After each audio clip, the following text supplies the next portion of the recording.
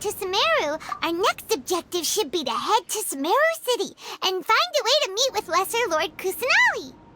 And speaking of Lesser Lord Kusanali, even though we haven't heard too much about her, she doesn't seem to be the same deity who abducted your sister.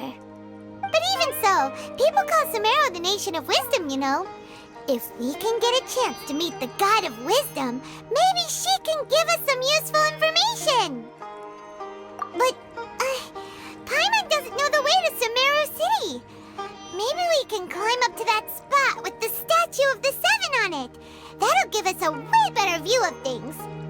Even if we can't see exactly where the city is, at least we'll be able to check for some smaller settlements nearby. Wait a second. Look! There's someone up ahead! Perfect timing! Now we can just ask for directions rather than wander around like lost adventurers. Hey there! We're not from around here and seem to have gotten a little lost. We'd like to ask for some directions. Huh? Did they not hear Paimon? Hey! You over there! Could you give us some directions? Huh? What's going on here? There's no way she could have missed that. Oh, wait! Could she be ignoring us? How dare she? Well, even so, she might be heading someplace where we could find other people to ask. Let's keep our distance and follow her. When we get the chance, we'll just ask someone else for directions.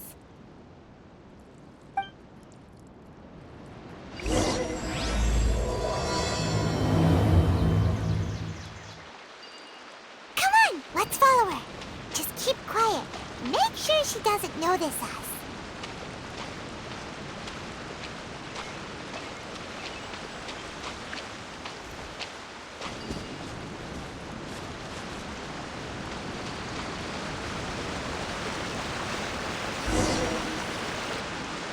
Huh? She just walked near that small waterfall and then suddenly vanished. Let's go take a closer look.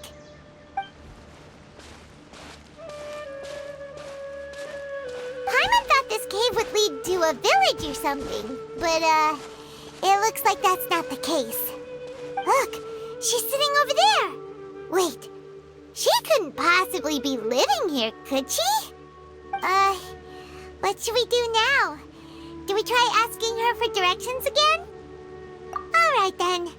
It's not like we have anyone else we can ask. Even if she's not very friendly, we just need her to point us in the right direction. That's all.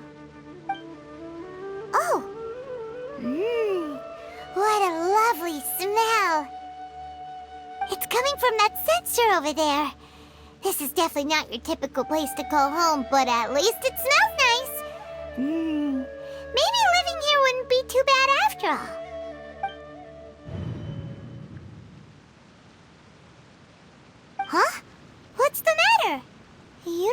too good. What? Is the smell making you feel sick? Strange. Paimon doesn't feel anything.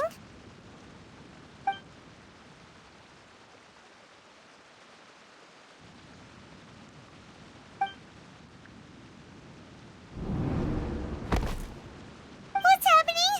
Traveler? This is no time for a nap. Oh, come on, wake up.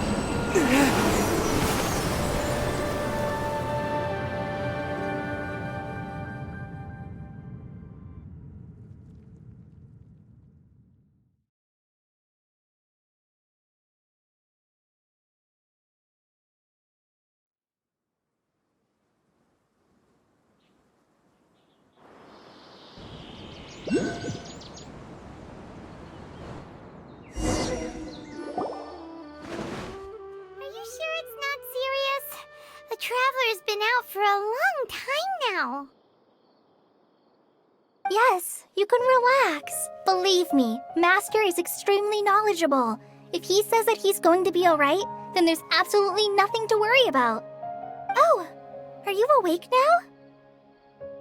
Oh, thank goodness! Traveler, you're finally awake! Well, we're at... Good question. Where are we? Paimon was in such a panic when you passed out that she even forgot to ask what place this is. This is Gandharvaville. It was originally built by scholars from Sumeru as a place to rest in the rainforest. Now it's mainly used by the forest rangers as a base of operations. My name is Kale. I'm a trainee forest ranger. My master and I found you passed out during our patrol, so we brought you here. Oh, no things are necessary. I didn't do anything, really. By the way, how are you feeling now? Any discomfort?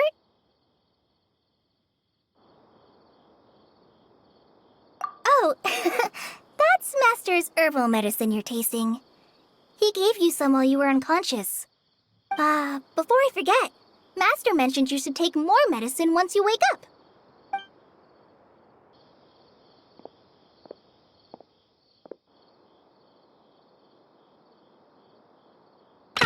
Whoops! Kale, what's the matter? Were you trying to retrieve the medicine? As I've already told you, you must be careful with these. All right, I'll get it for you once I'm finished here. Sorry, Master. Now, the guide to Avidya Forest's edible fungi is clearly posted on our bulletin board.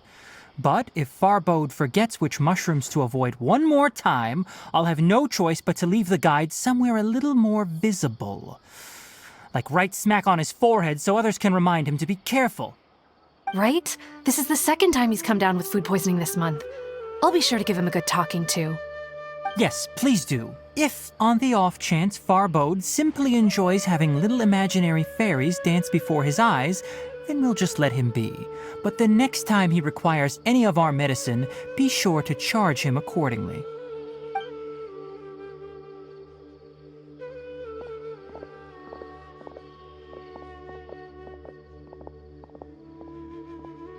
So, how are you doing? Feeling better? Oh, this is my master, Forest Watcher Tainari. He is chief officer over all the rangers here in Gandharvaville. I already informed Paimon about the reason you fell unconscious earlier. But now that you're awake, let me explain it for you as well. It is common practice for Sumeru scholars of certain darshans to dedicate themselves to training and meditation in isolated areas, particularly the nearby forests. While meditating, they use a certain incense known as spirit borneol to help calm their minds as they enter a state of deep rumination. In hopes of asking directions, you two followed a scholar named Hypatia into her cave. The incense you smelled inside was the spirit borneol I just mentioned. That incense typically has no effect on most people, but for a very select few, it can have profound effects on one's cognition, as you experienced firsthand. Does that make sense? Very good. Now, answer me this. Did you feel anything after passing out? Say, any out-of-body experiences? Or did you see anything while unconscious?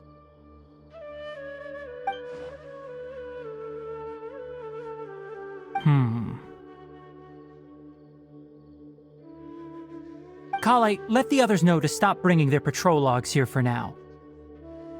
Huh? Why? Because these two will be staying here for the next few days. They can have my room and I'll bunk with Amir. Now get a move on and be sure to do as I've said. Yes, Master Tainari.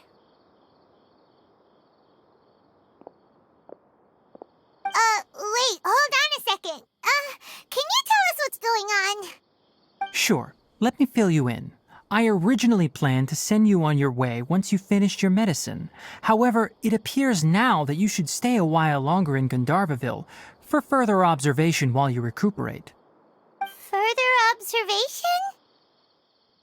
No need to be hasty. As long as you have the capacity to judge between right and wrong, I promise that you'll understand the gravity of the situation once I explain everything to you. Based on what you saw after smelling the incense and losing consciousness, we can conclude that you experienced a powerful hallucination, which suggests your mental state is not in the best of shape. If you're skeptical, have a whiff of this. Whoa, are you okay? You're experiencing a similar sensation as when you passed out, aren't you? So even though your condition is stable as of now, if I were to haphazardly let you leave, it's highly likely that you'd suddenly pass out again somewhere else. The rainforest is home to many fierce animals and hazardous areas. If something were to happen to you again, I'm afraid you might not be so lucky. For now, I suggest you continue taking your medicine each day and avoid wandering off on your own. At least until you stop having adverse reactions to this kind of smell, okay? Good. Now continue resting while I fire up another bowl of medicine for you. Seriously? We just arrived in Sumeru and we're already having problems left and right! Paimon knows we're set on meeting Lesser Lord Kusanali as soon as possible, but you really don't look too good. It'd probably be best to let you recover first. Hey! Are you even listening to Paimon? Paimon's over here worrying about you, you know! What's weird? You mean how you're feeling now? You mean the vision of tree roots and red skies you saw? But if those weren't hallucinations, what could they be?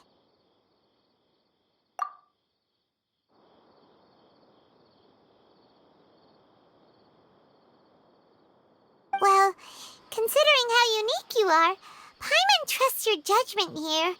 But why didn't you say anything about it to Tainari? If he misjudged your condition, then there's a chance you could get worse, right? Huh? You mean that Tainari already knows that what you saw weren't hallucinations? But if that's the case, why would he try to hide that from from us. Oh, Paimon gets it now. That explains why you were so quiet earlier. Well, that settles it then.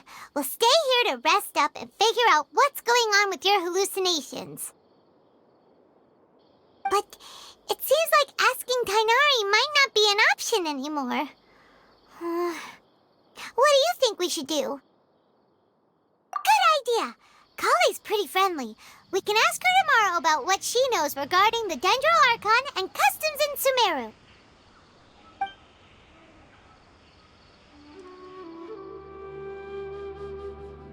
Rise and shine! Come on, it's time to go find Kale!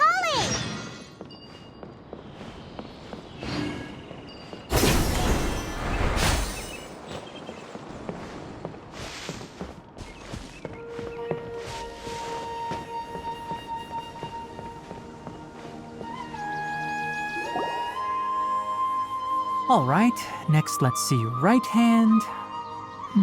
Yes, not bad. But please remember that you still need to be careful. Understand? Yes, I will. By the way, Master, I still haven't received the patrol route for today. Look, Kale, today's patrol will be a long one, so you won't be coming along this time. Besides, there's a chance we may encounter... well, you understand. But I have a vision too! Am I useless to everyone now? Don't talk like that, Kale. This is not something you need to be worrying about right now. Ah, there you are. Feeling any better?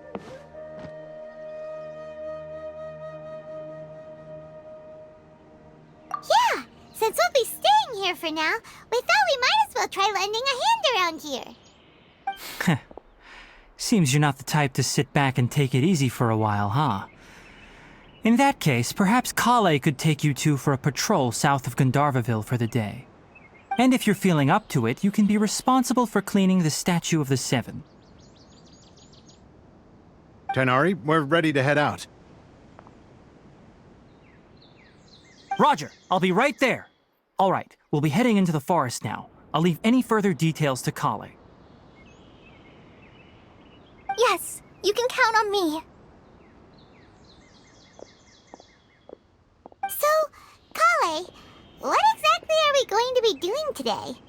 Tainari mentioned cleaning the statue just now, but, that doesn't really sound like the job for a ranger. Well, a forest ranger's responsibilities can be pretty diverse. They handle a variety of tasks, like checking the condition of outlying roads, maintaining forest facilities, ensuring fire prevention standards are met, and providing assistance to travelers and locals. As for Master, well, he has to handle more dangerous areas of the rainforest. Today we can perform routine checks on the pathway lamps as we make our way to the Statue of the Seven. Paimon, traveler, this way! You can leave the task of checking the lamps to me. In the meantime, you two can keep an eye out for anything unusual.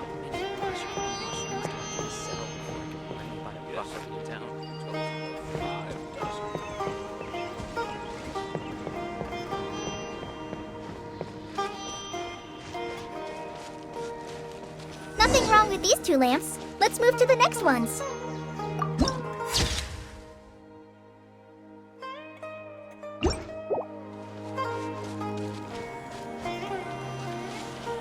Oh, this lamp seems to be getting a little wobbly. Let me make a note of it. No problems with this lamp. Good.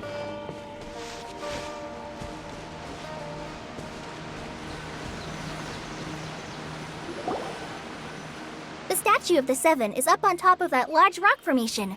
You must have seen it when you came down this road before. It's pretty high up there, isn't it? Don't worry. If you're afraid you can't make it up there, I'm sure Master wouldn't mind if you don't clean the statue.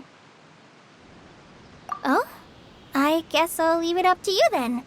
There's not much footing once you reach the statue, so be careful up there. Paimon will fly up with you and help you with those hard-to-reach areas.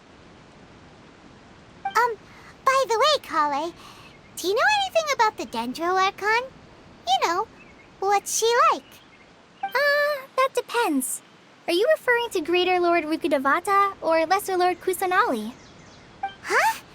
Greater Lord Rukkhadevata? Oh, is that the name of the former Dendro Archon? Uh-huh. Greater Lord Rukkhadevata was Sumeru's first Dendro Archon. She created the rainforest as well as the wall of Samiel around the desert. Her works provided a means of peaceful living for everyone. To the people of Sumeru, she's not only a symbol of wisdom, but also of power and kindness. Unfortunately, she disappeared in a great calamity that occurred a few hundred years ago.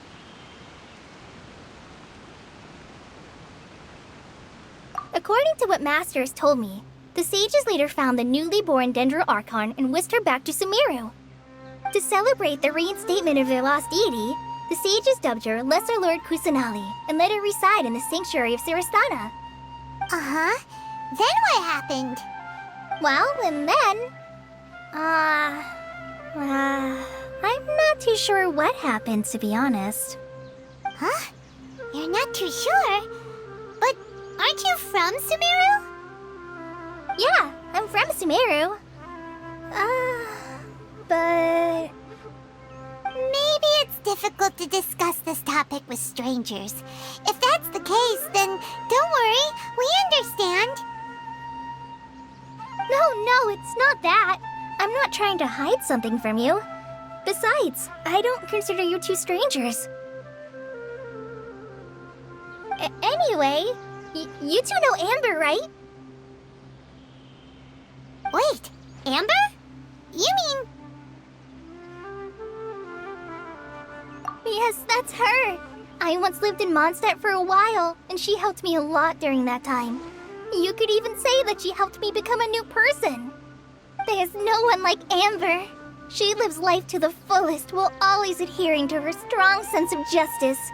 She's ready to answer the call for action at any moment, but is also very understanding of others. She's like the spark that lights the fire in everyone's heart around her. If you ask me, she's a prime example of a true outrider. She's the first person anyone coming to Mondstadt will meet.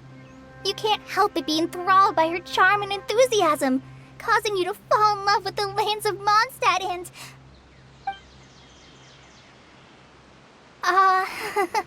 sorry. Paimon thought the work of Outriders was a little different from what you just described, but one thing's for sure, you really like Amber. Sorry. I was rambling on just now. It must have sounded kind of weird. It's alright, Kale. Knowing that you're a friend of Amber somehow makes Paimon suddenly feel a lot closer to you. So, how do you know that we've met Amber? Well, after I returned to Sumeru, Amber and I have stayed in touch by writing each other letters. In one letter, she mentioned that Mondstadt was attacked by a fearsome dragon, but the city was saved by a mysterious blonde traveler and their floating companion. I knew you two were the ones she mentioned in the letter the moment I saw you. But, considering everything you've been through that day, I thought it'd be inappropriate to bring it up. Ah, so that's how you knew. Yep, so please know that you two have my complete trust, really. I wish I could tell you more about the Dendro Archon, but I have been away from Sumeru for some time, and I haven't read any books. Sorry. That's alright.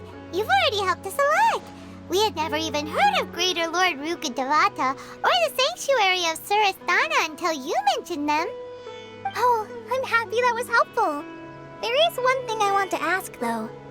Why do you two want to know about the Dendro Archon?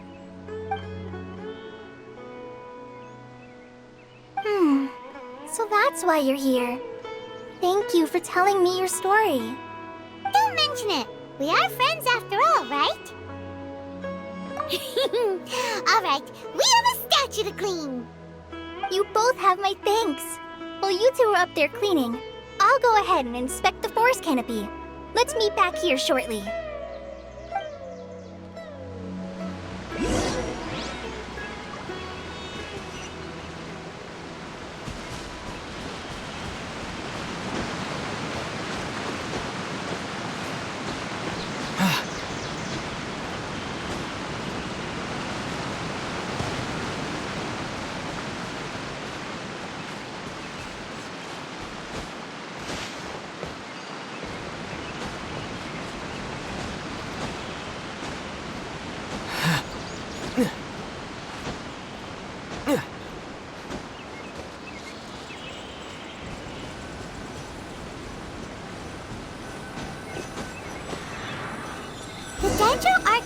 statue of the Seven is up there.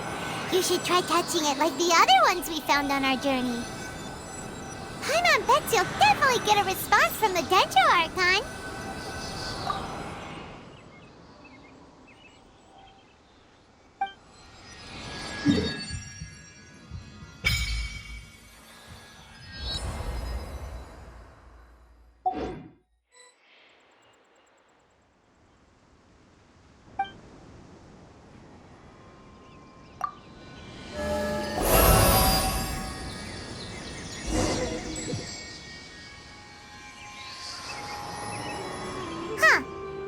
Paimon looks at it, the deity that's carved on the statue is kinda small.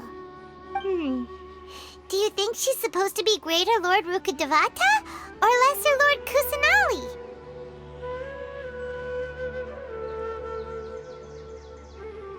The name does seem to fit the statue somehow.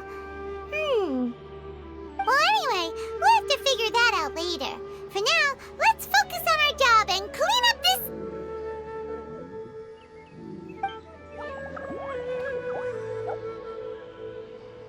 Huh? Wait a sec. Is it just Paimon, or was there something moving? Yeah, that's it. Small and round, like cabbage, but moving. It really freaked Paimon out. Whatever it was, we should probably go and investigate. Actually, on second thought, maybe we should get to cleaning first. Paimon will fly up and take care of the top, and you clean everything below.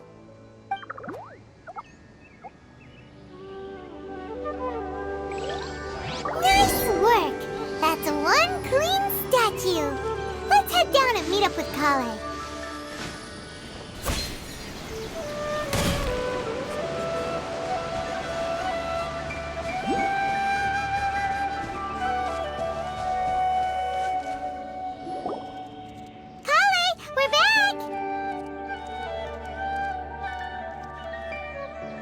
Welcome back! You must be tired after all that climbing. Let's take a little break. By the way, Kale, have you ever seen any small creatures scurrying around the forest? You know, that kinda look like a veggie. A creature that looks like a veggie? Well, I guess Master would say something like, all plants are living organisms, so they also fall under the category of creatures. Wow, fascinating! It almost sounds like an imaginary creature that you hear kids always talking about. I'll be sure to keep an eye out for anything like it. Oh, I almost forgot. Are you two hungry? I packed some food and water for us.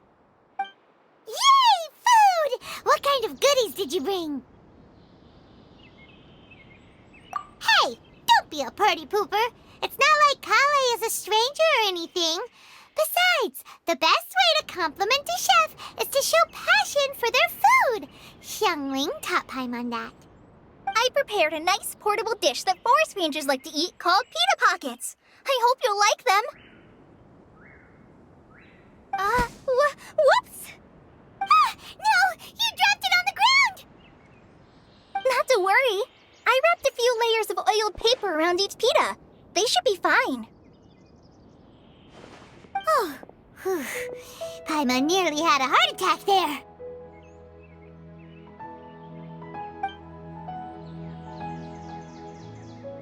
Those pitas are amazing! You're quite the cook, Kale. Thank goodness you wrapped them in paper. Paimon wouldn't have been able to sleep at night knowing something so tasty had been wasted. You really know how to compliment the chef, Paimon. Since you liked it so much, I'll be sure to give you a copy of the recipe sometime. I'll even include all my personal cooking pointers, so you'll be making your own pita pockets in no time. Yay! Thanks, Kale! It's hard to believe someone as diligent as you could have clumsy moments, too. Oh, I guess it happens from time to time. So, Kale, don't you think that Tighnari's a little too strict with you? He won't let you touch anything without his permission. Paimon knocks stuff over all the time flying around the Traveler, but he's never said anything. Everyone has their clumsy moments. No, you've got the wrong idea about Master. Sure, he may seem a bit harsh at first, but with some time, you'll see that he's actually very kind-hearted. I've heard the veteran rangers say that Master is from some ancient and mysterious race that is known for their cunning wit and reclusive nature. Oh, by the way, you've heard of the Academia, right? Well, there's a group called,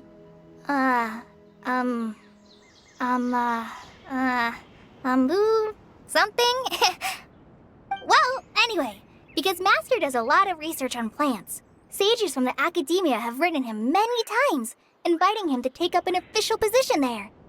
But Master declines their offers every time, saying, Sumeru City is too noisy. It'd be bad for my ears. Seems you already know him well. Anyway, I'm sure the sages were not happy about his responses. Master could obviously have a bright future in the Academia, but he insists on sticking to the path of a forest watcher. Every day he helps the locals of the forest and passes on his extensive knowledge to trainees like me. In fact, Master's the one who taught me how to make pita pockets. Really? Paimon would have never guessed that. Oh, speaking of Tainari, he was the one who took care of you after finding you passed out yesterday. He even carried you all the way here. Paimon's still kinda upset, though. He kept scolding Paimon the entire way here.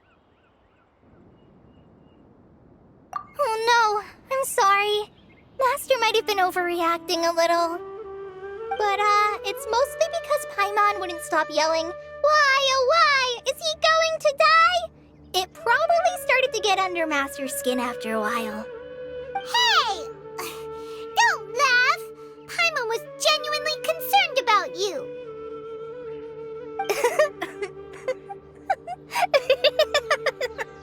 Hey! Now even Kali started to laugh. Ugh, that's it! Paimon won't forget this! It's time for some primordial wrath! No! Don't touch me!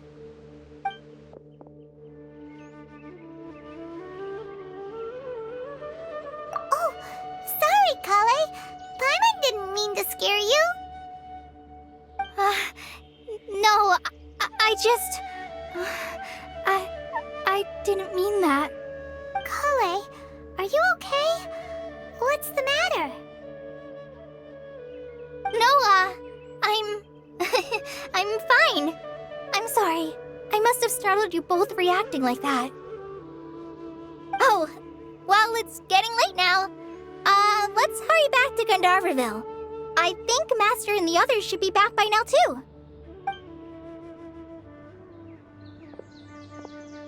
Huh?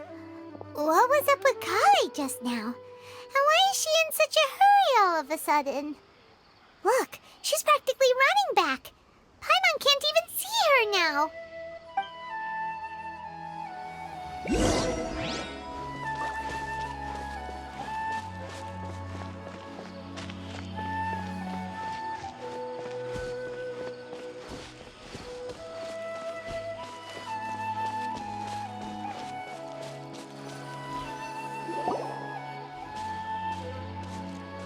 Ah, Traveler, you've returned. Yep, we're back. Have you seen Kale by any chance? Oh, Kale? Yes, I saw her go into her room just a moment ago. Oh, okay. Guess we'll just have to wait and talk to her tomorrow then. Stay here a while.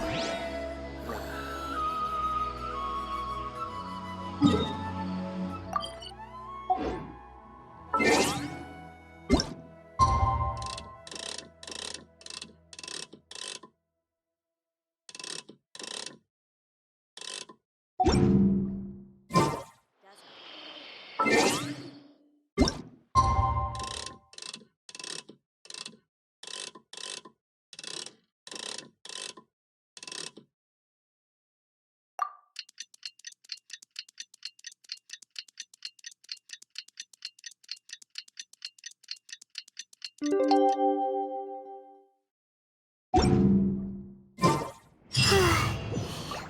was thinking all night about what happened with Kale, and still can't figure out what the problem might be. Maybe she's in a better mood now. Let's go check on her.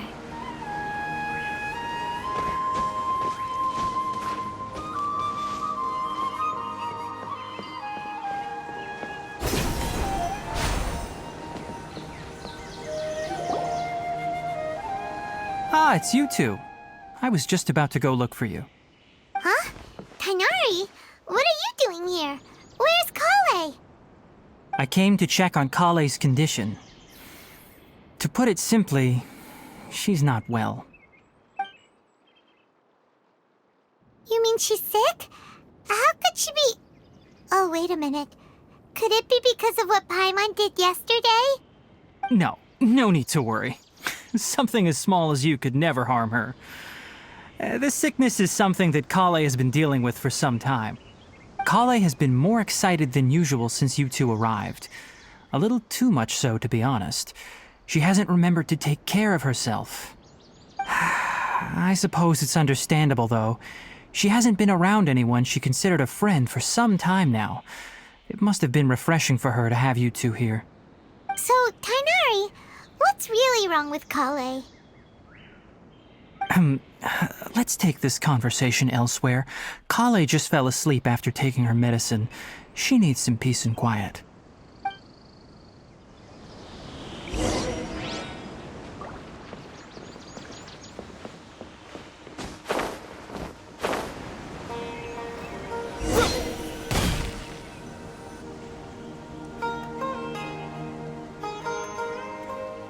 All right, let's continue our conversation here, shall we? To be honest, I hadn't realized that you're that honorary knight from Mondstadt until Kale told me just now. I've also heard all about your deeds in Liyue and Inazuma. So, just to clarify, what I'm about to tell you about Kale is not because of who you are or your past feats. Instead, I am going to tell you because... well, because Kale asked me to. And honestly speaking, I was against Kale revealing her past to you. But she insisted, saying you two treated her with sincerity and as a friend. So now she wishes to reciprocate the gesture. So, Tighnari, what exactly is wrong with Kale? You said this is something she's been dealing with for some time. Just how serious is it? Right. Ever since she was a child, she's been afflicted with a disease called Elazar. Elazar? Yes, it's a disease unique to the lands of Sumeru. It is characterized by dark and hardened scales that form on the body. At first, the afflicted may only feel mild numbness on the affected area of the skin.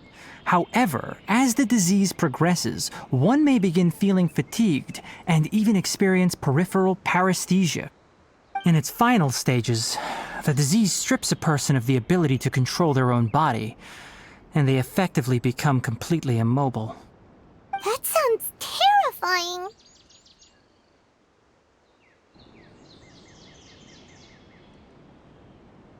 Wait, hold on. So when Kale seemed to be acting a little clumsy earlier, it was because... Correct. That would be the effects of Elazar, which is precisely why I do not want her carrying or holding anything, lest she ends up hurting herself.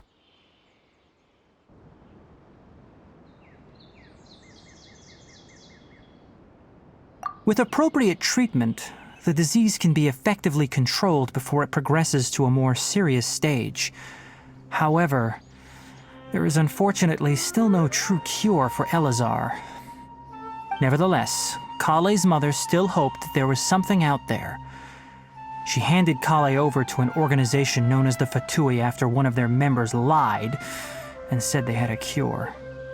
What? The Fatui? Ah, it appears you are already familiar with them. That'll save me some explanation. Anyway, the person who eventually rescued Kale and brought her to me for care said that she had been given to a harbinger known as the Doctor. I have no idea how this doctor managed to do it, but her case of Elazar was completely stable for all the years that Kale was with them. However, Kale's days with the Fatui were anything but pleasant.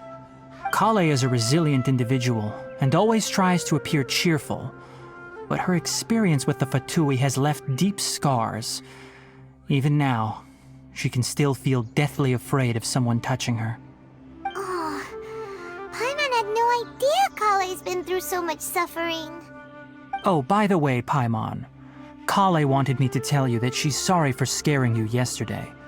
She also wanted both of you to know that she's sorry for hiding her illness. She doesn't need to apologize.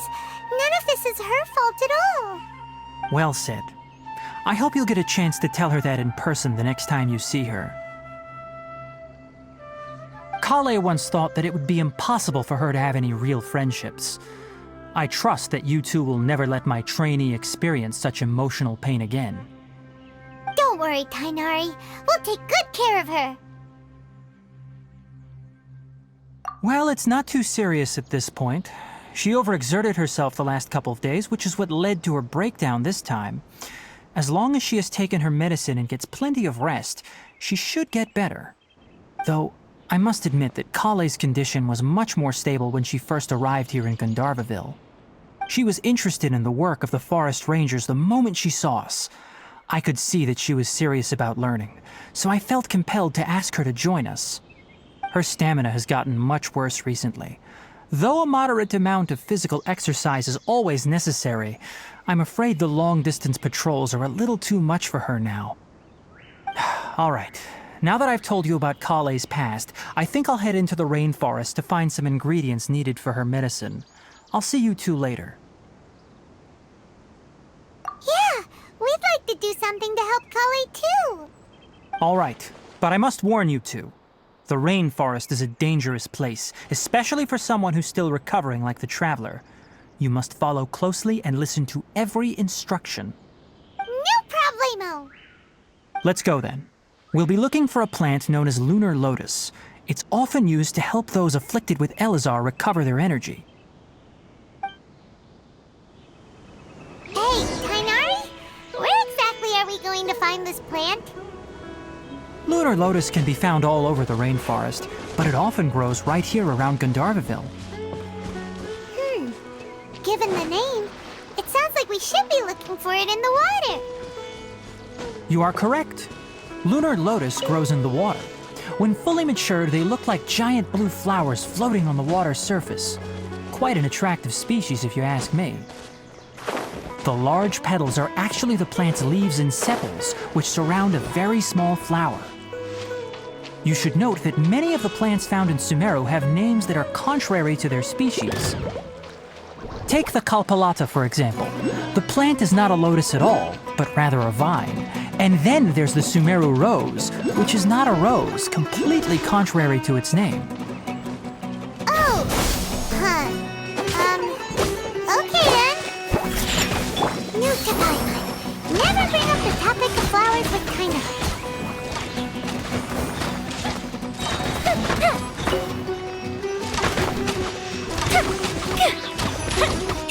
No touching!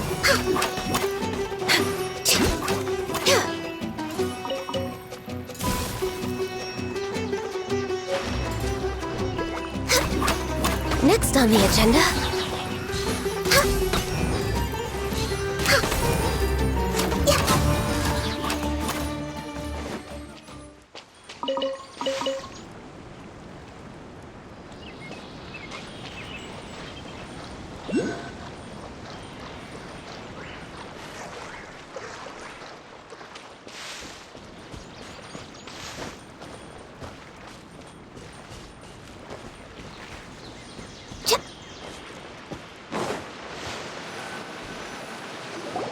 There should be lunar lotuses growing somewhere in this area.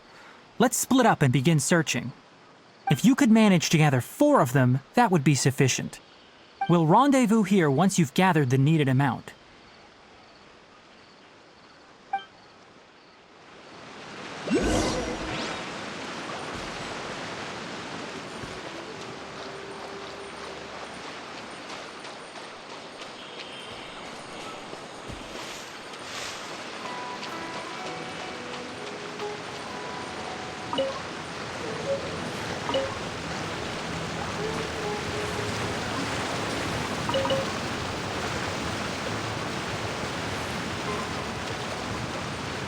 Alright, we've gathered enough lunar lotuses.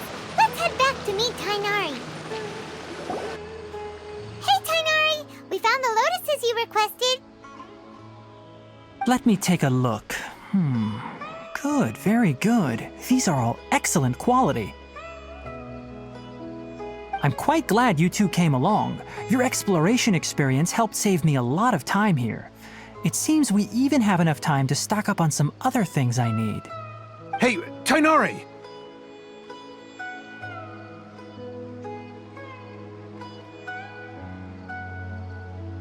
Oh, Tainari, someone's calling your name. They're dressed like a forest ranger. Ah yes, that's Amir and the others. But didn't they just set off not too long ago? What are they doing back so early? Let's go find out what's going on.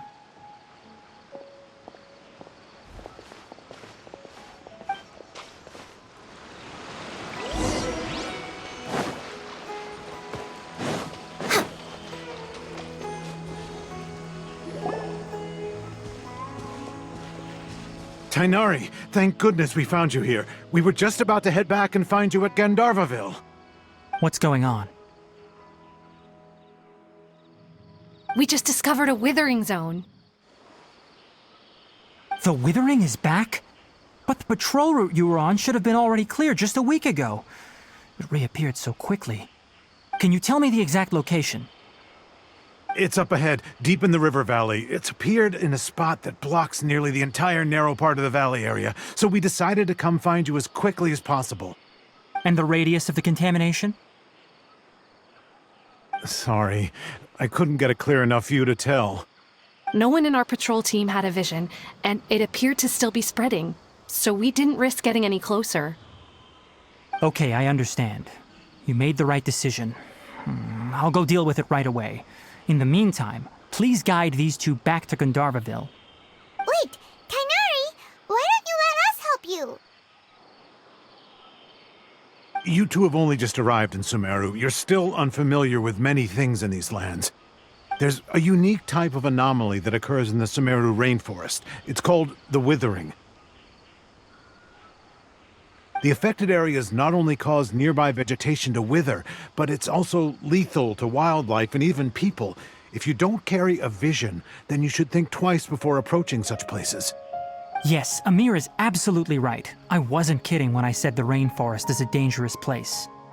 As Amir said, only someone with a vision, that is, the power to manipulate elements, will be able to resist the Withering's corrosive effects for a time. That's right. If any of the forest rangers without a vision come across a withering zone, we first make a record of the location and then have a ranger with the proper abilities deal with it, like Tainari here. Only someone with a vision can venture within a withering zone and find a way to deal with it. But you don't seem to carry a vision. Don't worry, he may not have a vision, but he's a real pro at using the power of the elements. It seems the rumors about you are true. In that case, all right, you two may accompany me.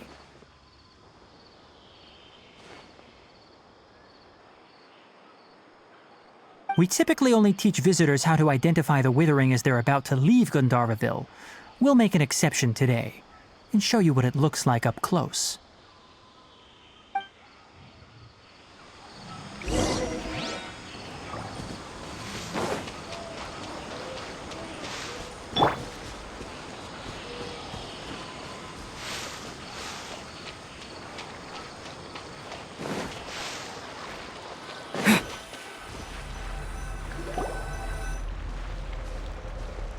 Stop. Don't move any further. Look there in the distance. Huh? Where? Oh, look! Those plants have withered! That whole area is kinda gloomy. Even the air looks like it's filled with ash. Oh, Paimon doesn't like the look of this. That is the Withering. All right, Traveler. We're going to have to enter that Withering zone. Once inside, we'll need to look for what we call tumors of the Withering. If we eliminate those, then the area will be saved. Thank you, but I must warn you. Don't push yourself. This is your first time handling this sort of thing, after all. Even with elemental powers, once you step inside the Withering Zone, you may experience extreme discomfort. If at any point it becomes too much, return outside the zone and take a breather. It could become a matter of life and death. You ready then? Let's go.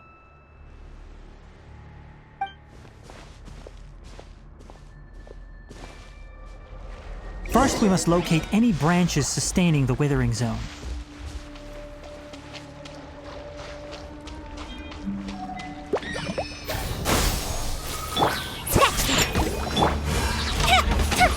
Fire hazard!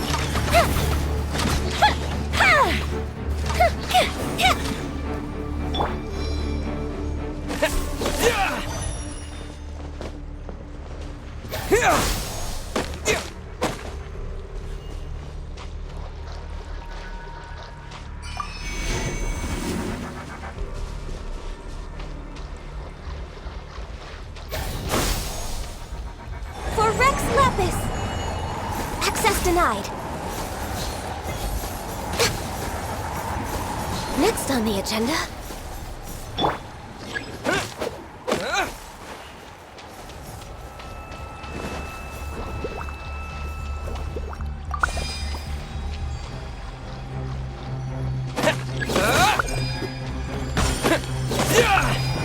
Propagate!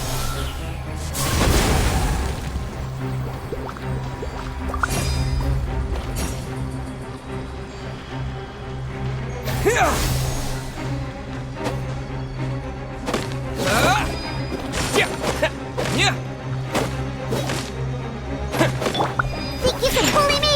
Can't handle your dream.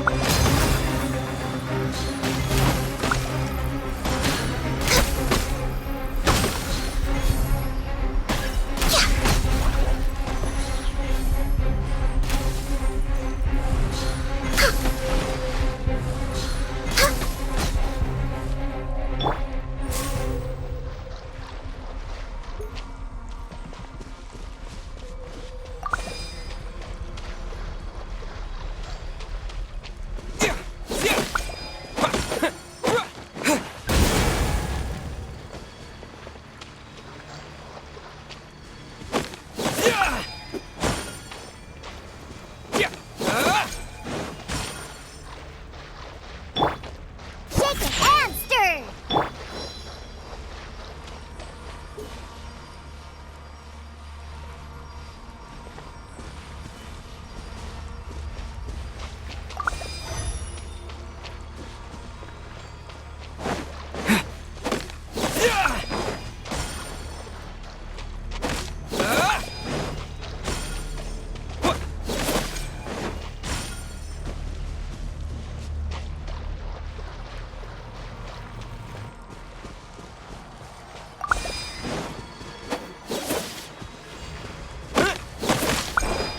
Great work. Now that all the branches have been cleared, we'll need to take care of the tumor.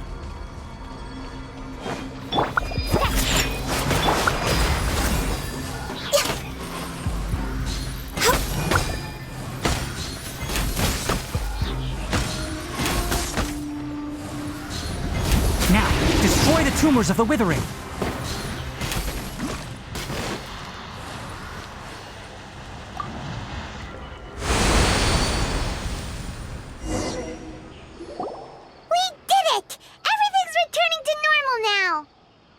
Yes, thanks to you two. We were able to quickly restore this area back to normal. Tainari? You make it sound like we did well, but why does Paimon have the feeling you're worried about something? It's that obvious, huh? Alright, it's like this. Recently, the rate at which the Withering Zone appears has been increasing. Even though we were able to quickly clear that Withering Zone, it won't be long before another one appears. If that simply meant more work for me, then that wouldn't be an issue. But it's far more severe than that. The Withering is leaving lasting effects on the rainforest itself. For instance, even though we cleared out the Withering Zone, many of the plants that were affected will not recover. This presents a crisis for the ecosystem itself. Many plants in the rainforest are already in decline. directly impacting the wildlife that depends on those plants. And most disturbingly, as the appearances of withering zones have started to increase, Kale's case of Elazar has also become more serious. Huh? Well, why's that? I'm still not sure of the exact reason. However, I've received word from acquaintances at the academia that similar cases are being reported for patients with other conditions. No, none that we know of. The withering has been recorded in Sumeru for millennia. It's said that it originates from the depths of the world. By the way, have you heard of Irminsul before? Irminsul is a tree located deep beneath the surface. Although it isn't like any tree we know in a biological sense, you can basically think of it as a large tree that grows downwards rather than upwards. I'm sure you've heard of ley lines, right? They're like the roots of Irminsul, spreading and extending from a massive cavern deep underground all the way up to the surface.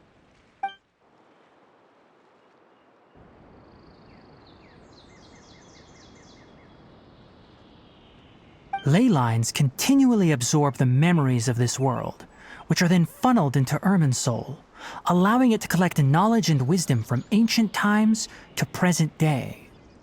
The Dendro Archon is known as the God of Wisdom because her consciousness is directly connected to it. It is also said that the Dendro Archon's power is a manifestation of Irminsul. And as for the Withering, its emergence is related to a disease that's affecting it. That's right.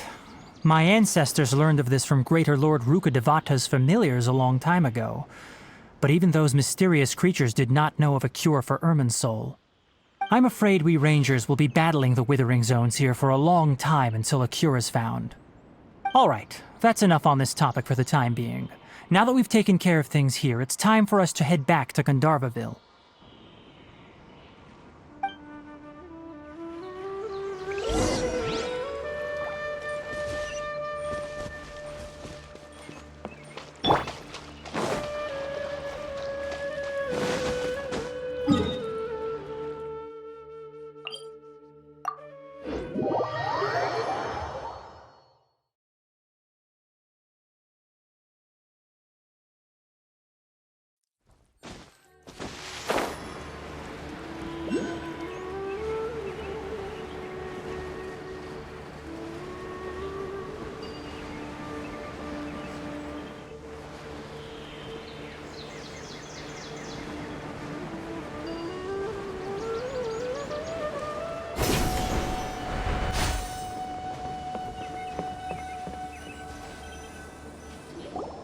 Oh, Tainari, you all made it back.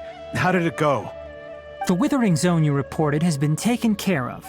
No need to worry. Huh. Wait, is that? Oh no, Hypatia!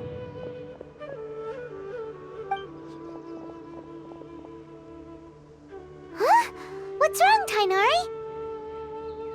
This Duskbird is Hypatia's designated courier for urgent news. You do remember her, don't you? She's the scholar you and Paimon were following when you first arrived in Sumeru. Oh, her? How could we forget? So did something happen? Let me see what's written in the letter first. Oh. So what's it say? And what's with that weird expression on your face? Just let Paimon read it. Huh? All Paimon sees are 3 squiggly lines. Yes, allow me to explain. After we brought you from Hypatia's cave to Gandharvaville, Hypatia resumed her meditation. She must have just finished. It's been nearly 3 days since she's had anything to eat, and it appears she's forgotten to prepare some rations. This letter is her asking us for help. We need to go. What? You mean she's been sitting there for 3 days? Hey, wait, how did you know all that from just a few lines on the paper? Well, obviously because this has happened before. Last time she drew 5 lines, and by the time we found her... well, I'd prefer not to remember that. Needless to say, Hypatia's been through worse, but we should still get to her as quickly as possible. I've got some emergency rations set aside for times like these. Paimon, Traveler, could you two bring these to her? Wait, you want us to bring her the rations? But will the Traveler be okay if her cave is still filled with that funny incense? Let's find out. Here, Traveler, take a smell and see. So, how do you feel? Huh? Really? You're not feeling even a little drowsy? But wait, how'd you know that he'd be okay this time, Tainari? Back when we were clearing the Withering Zone, I observed that he could adeptly manipulate the Dendro element. I knew then that he would be fine. And if I may ask, when I was telling you two about Irminsol's ley lines, was what I described similar at all to what you saw while you were unconscious? That's correct. Those weren't hallucinations at all. Though I don't intend to apologize for deceiving you. Because what you saw is of significant importance. Not just for the nation of Sumeru, but the entire world of Teyvat. My forefathers were shown much favor by Greater Lord Rukkhadevata. We took an oath to protect this nation together with her. Now that that duty has fallen to me, it was part of my responsibilities to ascertain whether you could be entrusted with the fate of Sumeru. Now, after seeing you in action with my own eyes, you have earned my confidence, and I no longer feel the need to hide any secrets from you. When you passed out, your consciousness had connected directly with Irminsul. What you witnessed were actually real memories contained within Irminsul itself. I could try to tell you more, but it would be better if you went to ask Hypatia instead. Her focus on meditation and use of Spirit Borneol are aimed at establishing a connection with Irminsul, just as you did. That sounds nice and all, but will she really help us? Seriously, she completely ignored us the last time we tried talking to her. That was because when you ran into her, she was in a special phase of her training. During that time, she must avoid communicating with others. Please, wait here for a moment.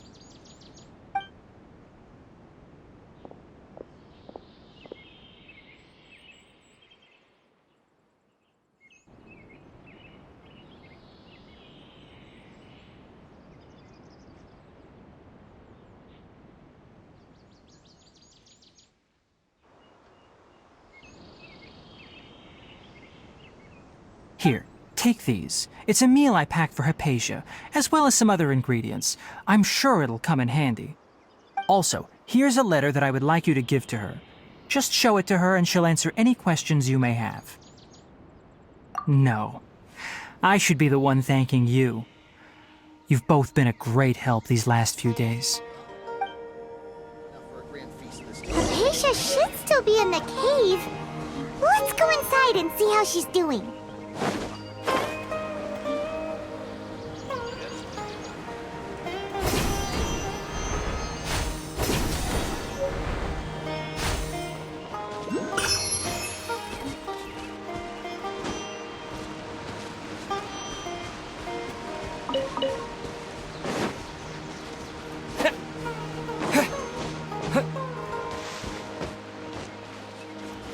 Hypatia should still be in the cave. Let's go inside and see how she's doing.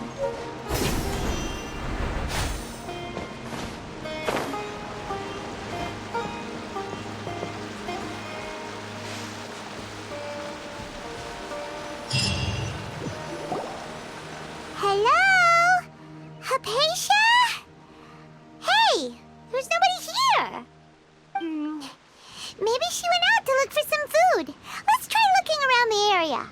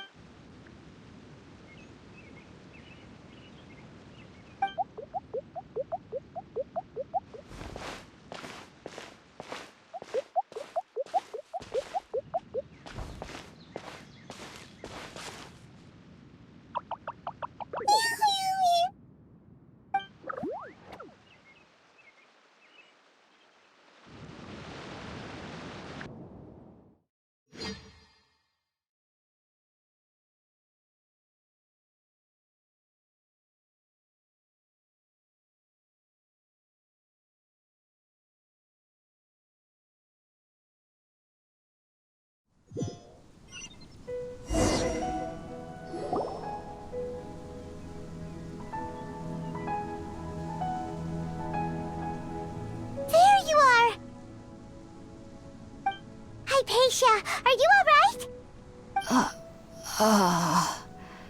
So hungry. Need water. There's no way we can get her to eat in her current condition. Let's try finding some water first. Huh? Wait. Why does it look super foggy outside all of a sudden? Anyway, let's go look around.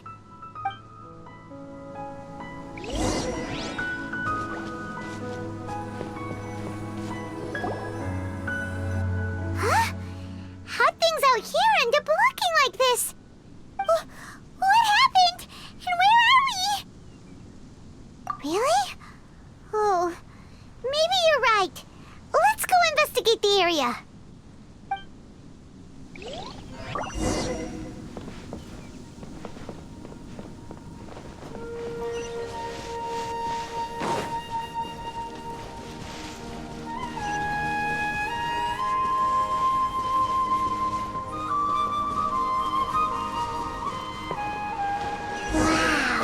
This place is huge! Paimon knew there's something off about that cave. Let's think of a way to get over there and have a closer look. Who knows? Maybe we'll find a lead of some kind. No touching!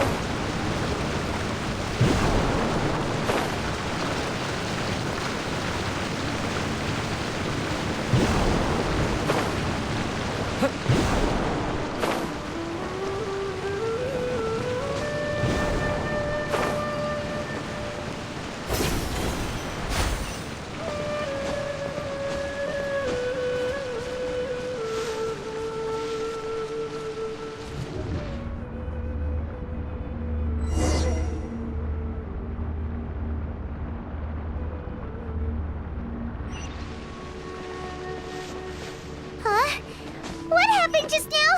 Why'd everything around us suddenly change?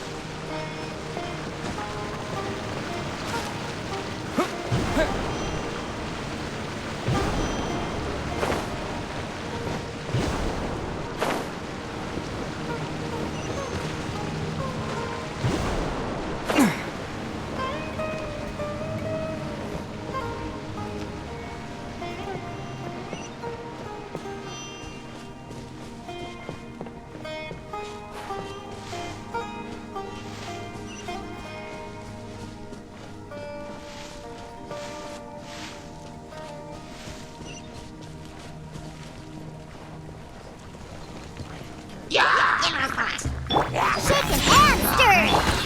Time for a light show!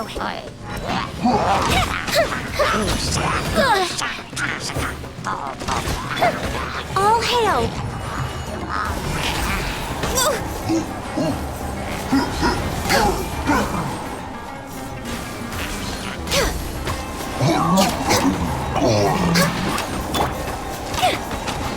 Fire hazard!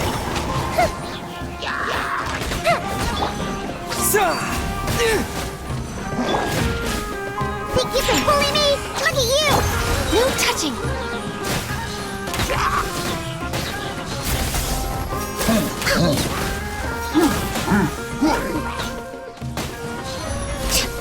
Access denied for Rex Lapis! Fuse is lit!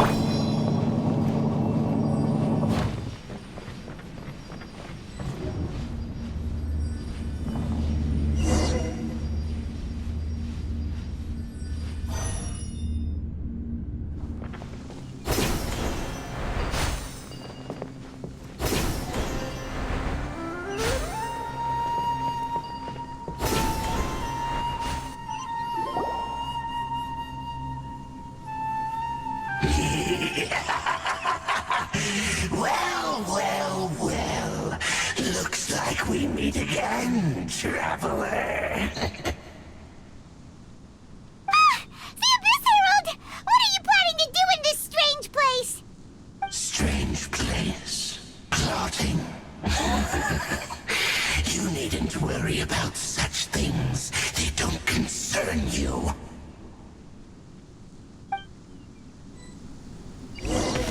Bow before the abyss! Shaking hands! Time for a light show!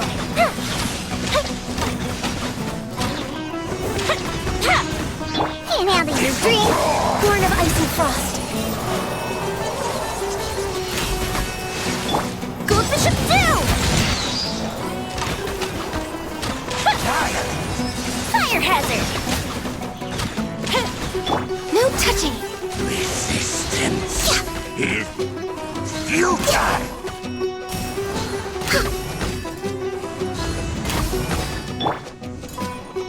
Think you can bully me? Is not. The fuse is lit! Scatter! Huh? Why can't we beat this guy? Oh, Paimon doesn't get it! We faced others like him before! What's wrong this time? Traveler, though you may have managed to avert countless crises before, your good fortune was bound to end sooner or later. It's time you realize how weak and powerless you really are. Your sister. Oh, pitiful traveler. Are you really so ignorant? Or are you just living in complete denial? Her Highness has long since forsaken you. Your meager existence in her eyes is that of an annoying bug, only to be stepped upon. The bonds of love and family which drive you to find your sibling are utterly gone. Your journey is meaningless. But don't you fret now. Today will be your last. Now die!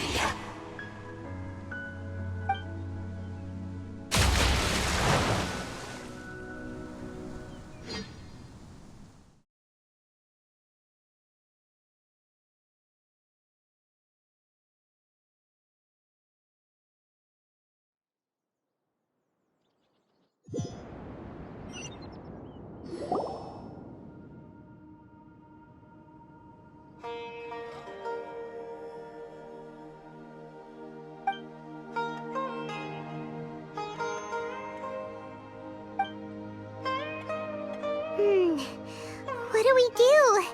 We haven't seen Hypatia anywhere out here. Oh, there she is! Quick, let's see how she's doing. Ah, so sweet. Well, the good news is that she's still conscious. Hey, why'd you drop her food on the floor like that?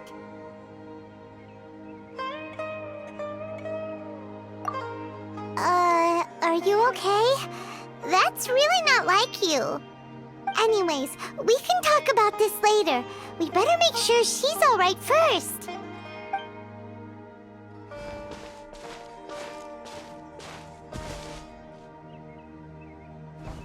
Whoa! Wait a sec. Look at all this fruit lying around her. We can put that to good use.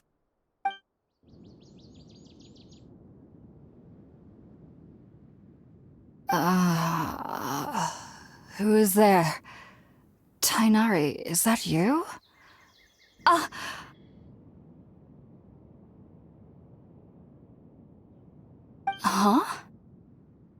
It's okay. You can relax, Hypatia.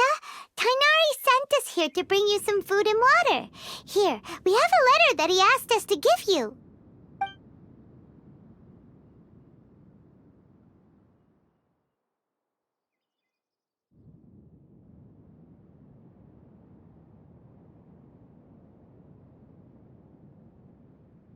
I see. So, you're friends of Tighnari. I apologize for all the trouble I've caused you. I'm grateful that you came so quickly to save me. You even brought all this fruit. Well, actually, we didn't bring the fruit. It was already here when we arrived. We were kind of wondering about that, actually. When we found you here, there was all this fruit lying around and even some juice dripping from your lips. How did you end up like this anyway? Oh, really? I seem to understand now. All the fruit was likely from my, neighbor. Must have come by and saw me like this. Your neighbor? You mean there's someone else living nearby? Oh? So you're able to see them too?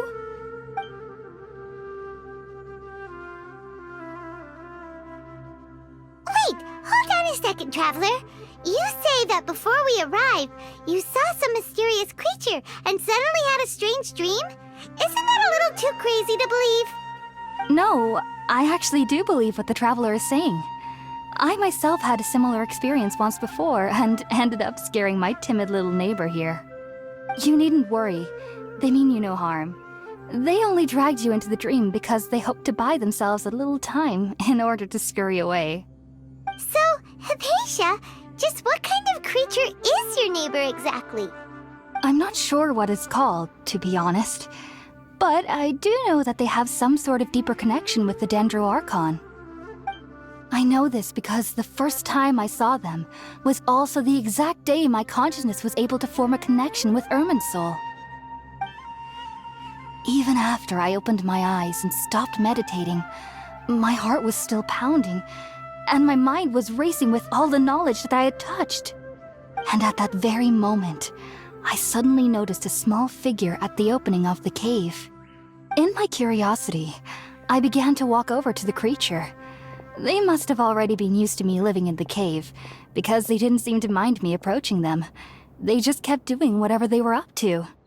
It wasn't until I crouched down next to them that they suddenly realized that I could see them. Oh, and then? And then I had a dream. By the time I came to, they were nowhere to be seen. I was convinced they'd never show up again. But sure enough, I saw them nearby a few days later. And they weren't alone.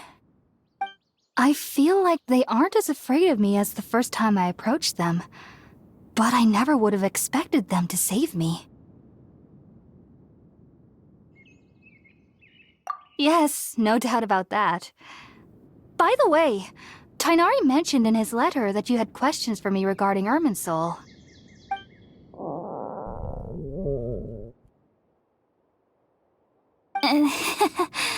Sorry about that. Sounds like just drinking juice still isn't quite enough for my stomach. Well, if somebody hadn't dropped the food earlier... Anyway, looks like we'll need to prepare something ourselves. Besides, Paimon's getting hungry too. Let's eat first and talk about Irminsul later. Alright, we're up, Traveler. Today's menu will feature Sweet Madame and a radish veggie soup. You'll love them, Hypatia. They're our specialties after all. Sounds good. I've never tried any dishes from other nations before. I certainly look forward to it. It's been so long since I've had a decent meal, too. To be honest, the last time had to be when Tighnari came to visit.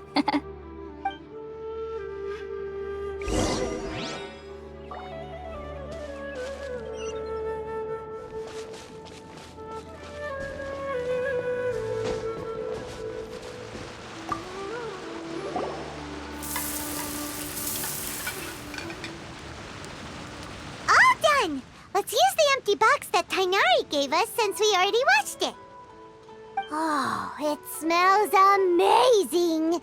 And the box is a nice touch, too. Let's go serve this up and start eating with Hypatia.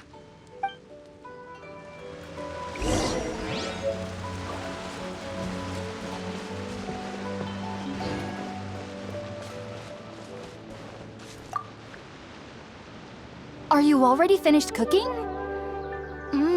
smells delectable. I'm truly thankful whenever I can enjoy a proper meal like this. Cooking really isn't my forte.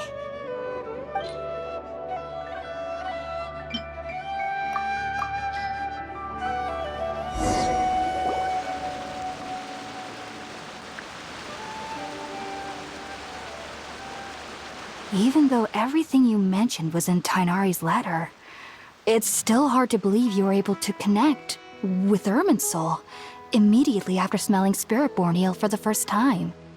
It took me nearly 3 years before I could do so. And everyone at the Academia even lauded me as a genius.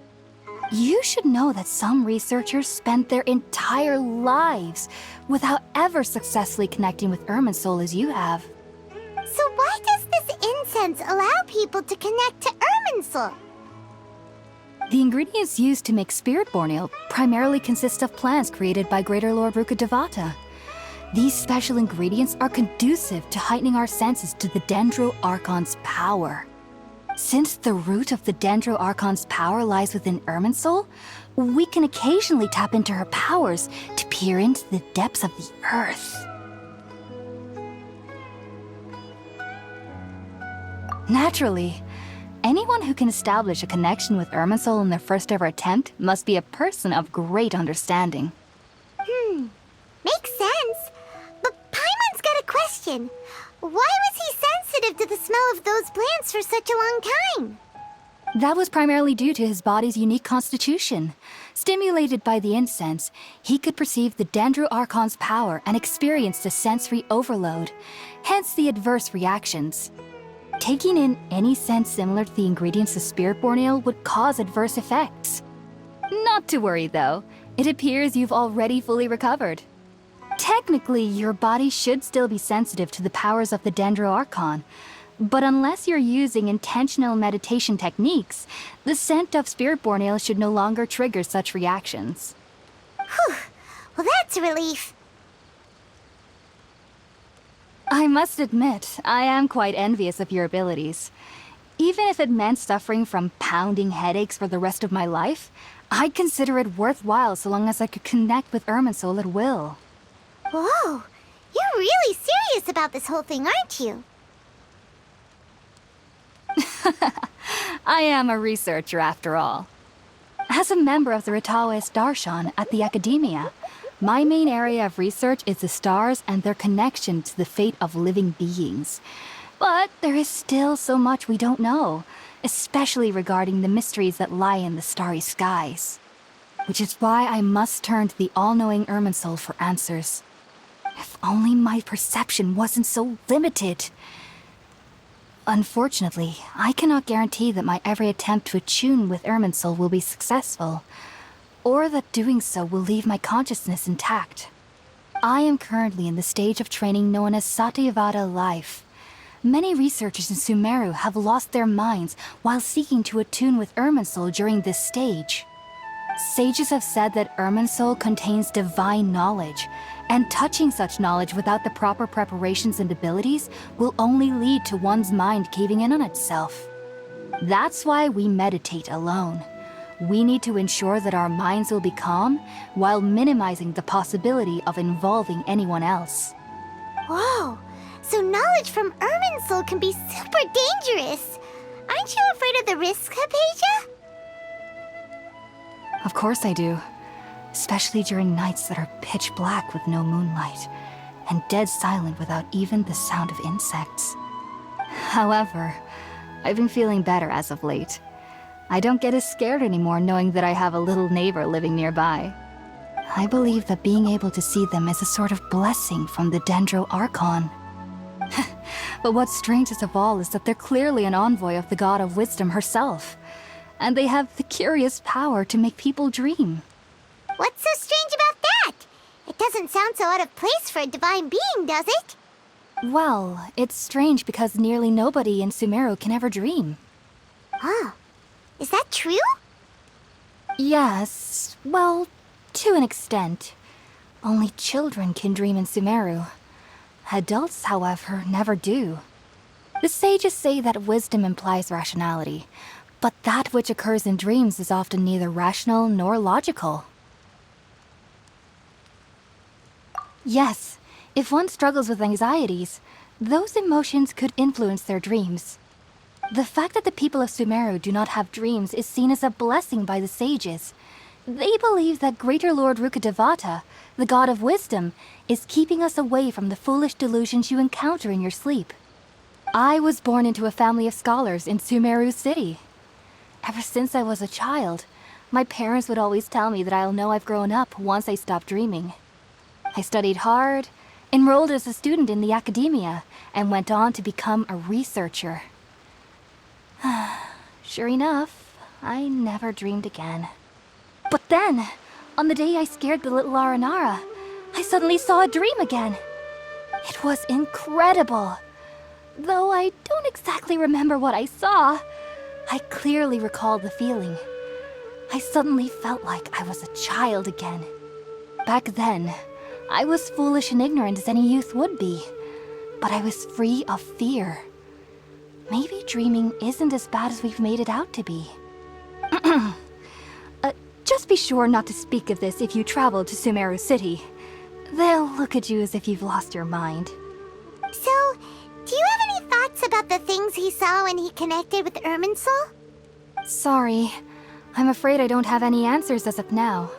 All I can say is that what you saw is a memory contained within Irminsul itself. World forget me. What could that possibly mean? If only I could ascend past Satyavada life and begin Paripurna life, I might have some more answers for you. If you two are ever in the area again, please be sure to come and see me. There's no need to be thanking me. You two are my saviors. Besides, I'm already looking forward to tasting some more of your cooking.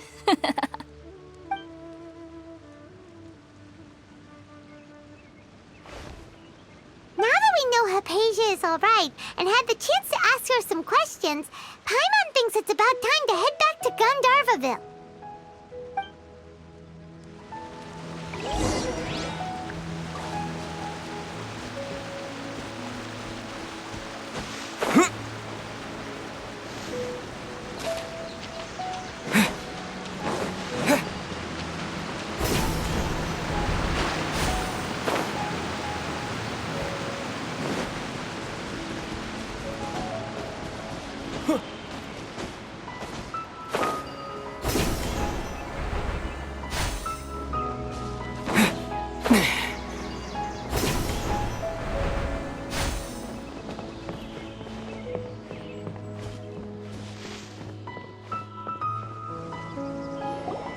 Think about it, Tainari. Refusing to join is tantamount to burying your head in the sand.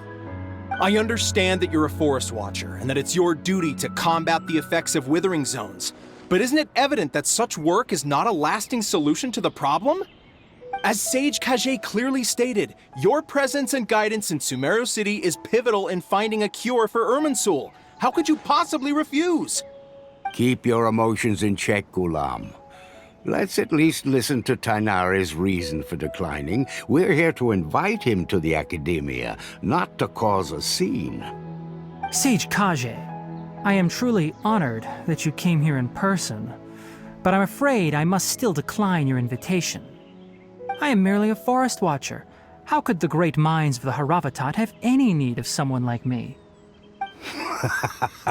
Well, it turns out that your refusal letter had some implications on your master's reputation. He is a renowned sage of the Immorta, after all. So now I've come here in his stead. I see. Huh. And I figured that given his temper, he would come here and berate me personally. Tainari, your master is an integral part of this effort, and now he requires your assistance. And what exactly does my master need of me, Sage Kage? You'll know, once you've arrived in Sumeru City, that is. And how long will I be required to stay? There's no definite answer as of now. Do you mean to tell me that despite coming all the way here to Gandharvaville, you still can't answer the questions I laid out in the letter to my master? If that's the case, then I'm afraid I cannot give you a definite answer either. Tainari, but you... So be it. Come, Gulam, we're leaving.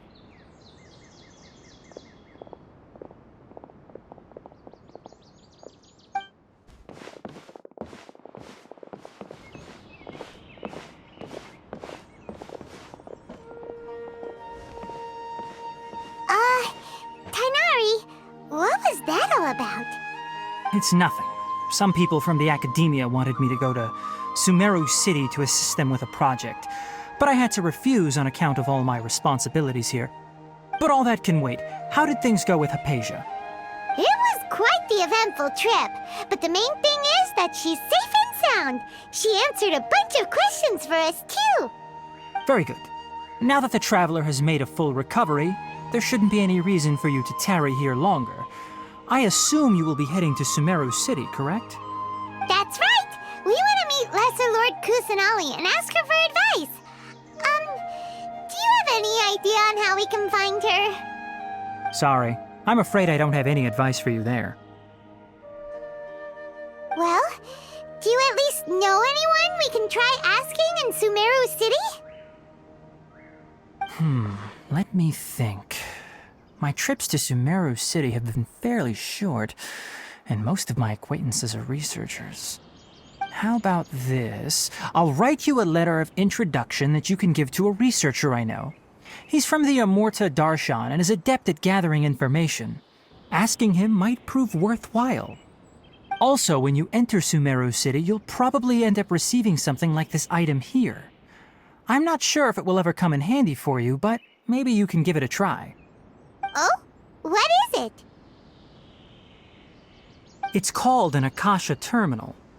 It's a tool produced by the Academia that utilizes the legacy of Greater Lord Rukkhadevata. Some say that this very item is the basis of Sumeru's reputation as the City of Wisdom. Needless to say, this device and its usage fall under the Academia's expertise, so I'll leave it to them to show you how to use it. Great! Next up, Sumeru City! But wait, before that... That's right! Tainari, we have something important to say to Kale before we leave. Is she doing better now? Yes, she's doing much better. After being confined to her bed all this time, I thought a little walk would do her some good.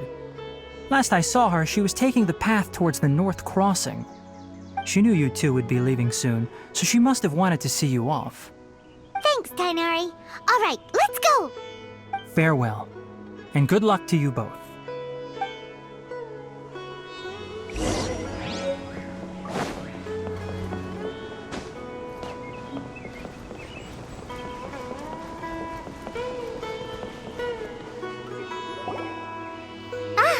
I've been waiting for you two.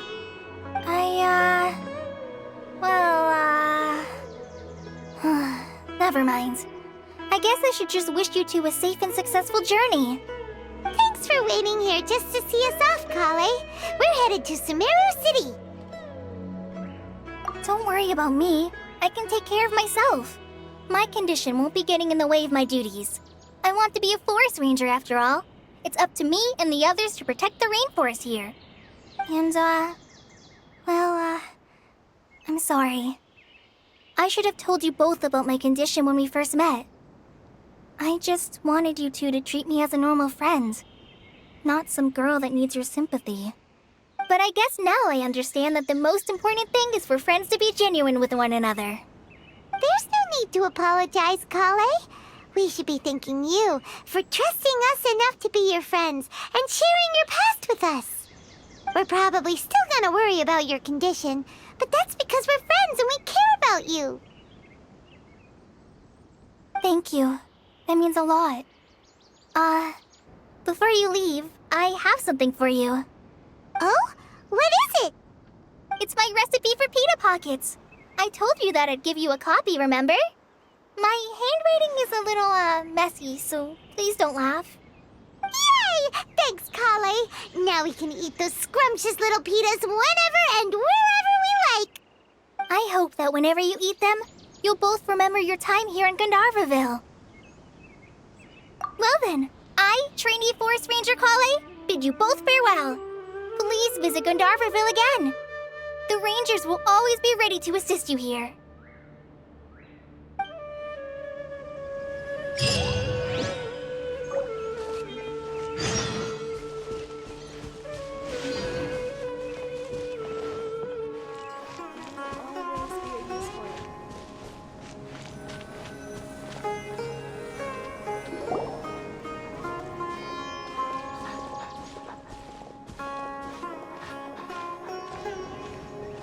Sumeru City! We finally made it! Oh, did you see that? When those people entered the city, something on their heads lit up. One moment, please, you two. It appears this is your first time visiting Sumeru City. Oh, yeah, that's right. But how did you know that? Because there's currently no information on either of you in the Akasha. But no need to worry, that won't prevent you from entering the city.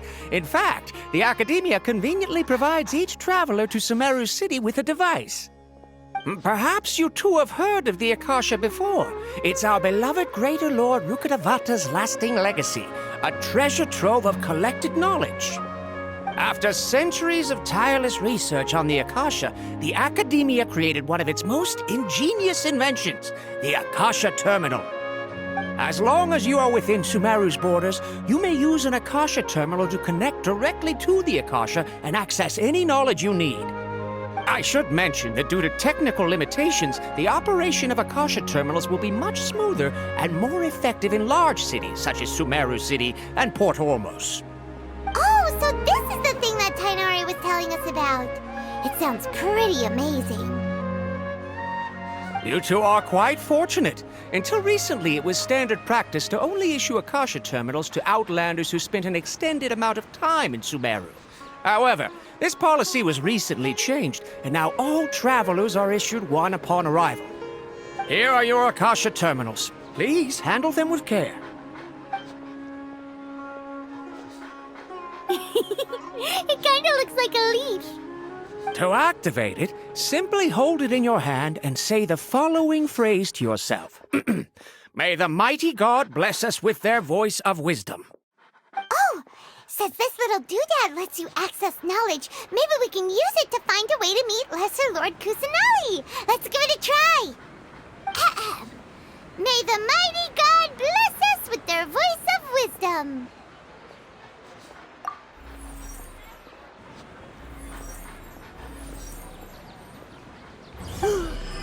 Whoa! Just now, something clicked, and Paimon suddenly knew how to use this thing.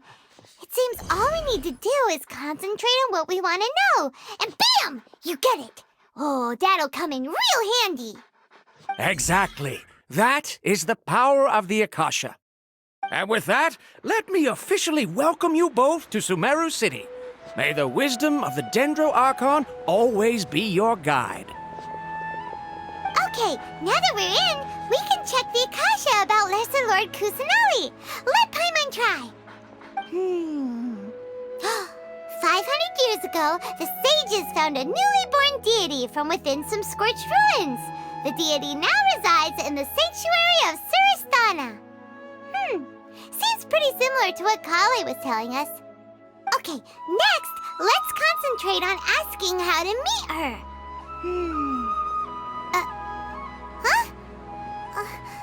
Paimon doesn't sense anything. The Akasha didn't respond to Paimon's question. Oh, come on! Ugh. Focusing on this question feels like when you have something you're trying to remember and it's on the tip of your tongue, but you just can't think of it. Ugh. Paimon's brain is exhausted.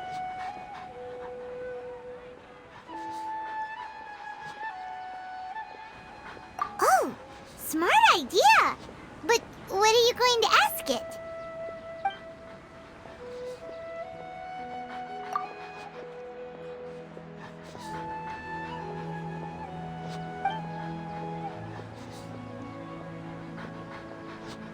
Huh. Could it be because we're Outlanders and we've only just arrived in Sumeru? You know, maybe we're not qualified to receive an answer to this sort of question or something.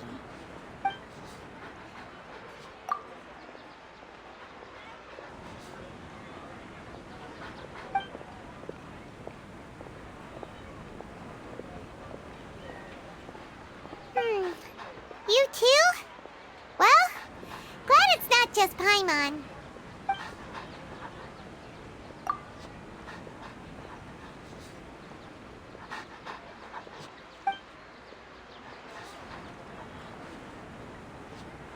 Uh-oh. Paimon's getting all teary-eyed all of a sudden. It feels like the people of Sumeru really missed their Archon. Well, seems no matter which way we try, we can't find anything that'll lead us to Lesser Lord Kusanali. Guess our only choice now is to try meeting with the researcher that Tainari recommended. He's from Sumeru and even has a position in the Academia. Maybe he'll be able to access more info from the Akasha. Let's see. Tainari wrote an address on the letter's envelope. Oh, it's not far from the city's gate. Hello, are you Rohawi? Yes, that's me. Can I help you? Great! You see, Tainari sent us here and... What? Tainari? Please, there's no need to say anything, really. Sure, I admit that the article I published last month wasn't my best work, and maybe the data didn't produce the most convincing results, but... Here! This is a letter from Tainari! Oh, let me see... Oh! Ooh, what a relief. You two nearly scared the life out of me. So you two just have some questions for me? Seems even Tainari acknowledges my innate ability for procuring information. So, what is it you two would like to know? We want to meet with Lesser Lord Kusanali. Do you know a way we can do that? You mean you want to meet the Dendro Archon herself? This isn't exactly my area of expertise, but let me see what I can find in the Akasha.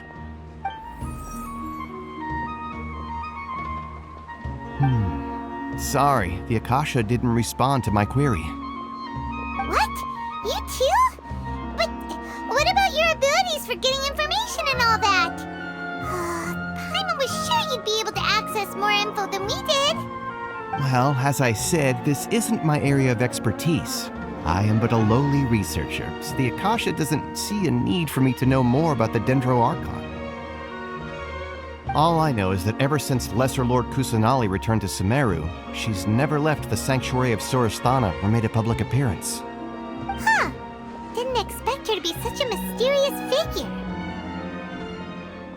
The Dendro Archon is somewhat of a recluse. Perhaps she just doesn't want to entertain visitors, which would explain the lack of information in the Akasha. But then what can we do? No need to worry just yet. I'm only hypothesizing here. You could certainly try asking around and see if anyone else has ideas. And besides, you two should consider the bright side of things. Not being able to see Lesser Lord Kusanali may not be a bad thing. In this world, there will always be information you cannot obtain from the Akasha and things you can never accomplish. Knowing when to yield is a form of wisdom. Take me, for example. It's a miracle if my brain cells can spit out one paper every 3 years. But Tainari? That guy can publish 3 papers in just a single year.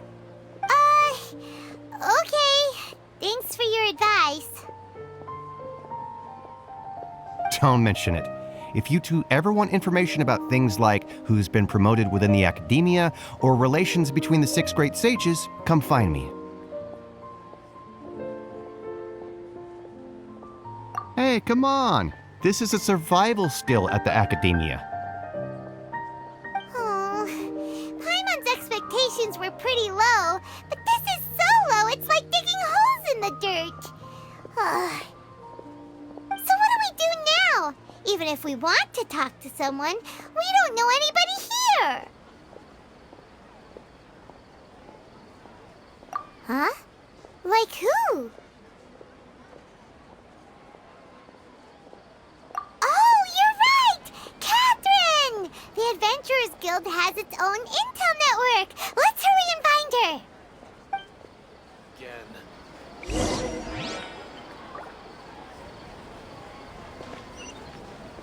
Watch out for pickpockets.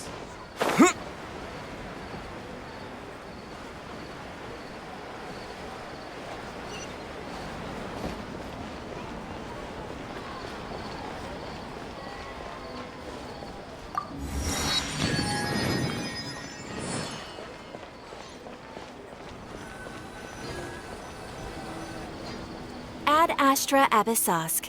Hello, Traveler and Paimon. Catherine, we need your help with something. Understood. The Adventurers Guild is always ready to serve you. With what do you require assistance? We want to meet with Lesser Lord Kusanali. Do you know a way we can do that? You two wish to meet with Sumeru's Archon. Understood. Please wait.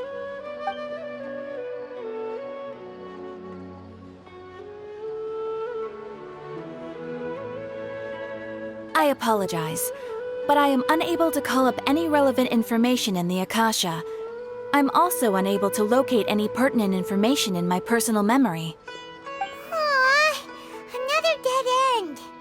Well, if Catherine can't help us, then we really don't know anyone else to ask now. Please do not worry. I may know of someone who can help you two. In Sumeru, the Adventurers Guild does not serve as the vanguard of information. Rather, there are numerous active mercenary groups collectively known as the Eremites. They take on various contracts and work all across Sumeru, so they naturally accrue intelligence. An Eremite brigade called the Corps of 30 is in charge of Sumeru City's defenses. Not only are they the oldest brigade, but they are responsible for managing and coordinating the affairs of all other mercenary brigades. Corps of 30? What a weird name. Supposedly, they are named as such because their ranks numbered 30 at their inception. Asfand, an advisor with the Corps of 30, maintains good relations with the Adventurers Guild. Though he's already retired, he and his words carry great weight within mercenary circles. If you'd like to get in contact with him, you can find him at the Corps of 30's headquarters, the Citadel of Rexar. You're welcome. I wish you two the best of luck. We look forward to your exploits in Sumeru. Alright, off to the Citadel of Rexar we go!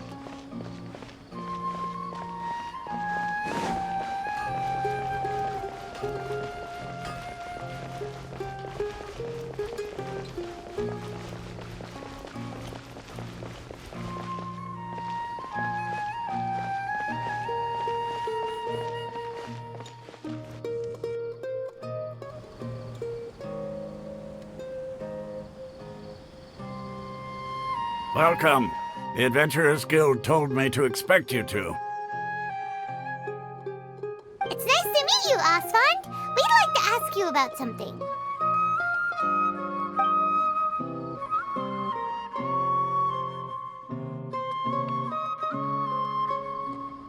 I see.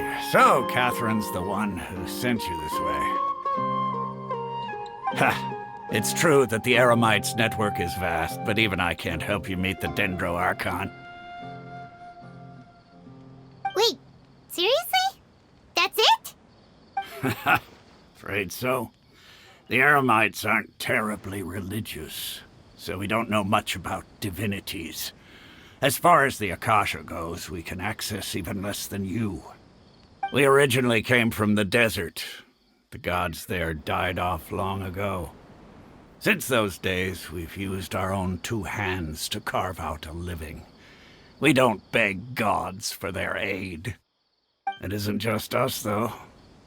If you ask me, I think most in Sumeru aren't interested in Lesser Lord Kusanali. Oh? Why's that? Just take the Academia, for example. They're the ones who truly rule Sumeru. Although they believe in gods, most of them only care for the late Greater Lord Rugudevada. In their eyes, she was the one who founded Sumeru and gifted us with the Akasha. Lesser Lord Kusanali just happened to inherit her legacy. Because of the Academia's influence, most citizens are more familiar with Greater Lord Rugudevada and hold her in greater esteem. Not to mention that Lesser Lord Kusanali never makes an appearance, and the Academia never announces anything about her. As far as the people of Sumeru are concerned, she's just a god that exists. And that's all. Really? Aw. After hearing all of that, Paimon sort of feels bad for Lesser Lord Kusanali. Ha! But who knows? We're all just guessing when it comes down to it. Besides, I'm sure the God of Wisdom doesn't worry about her reputation among people like us. All right. Well, thanks for the info, Osfond. No problem. Always happy to help out the Adventurers Guild.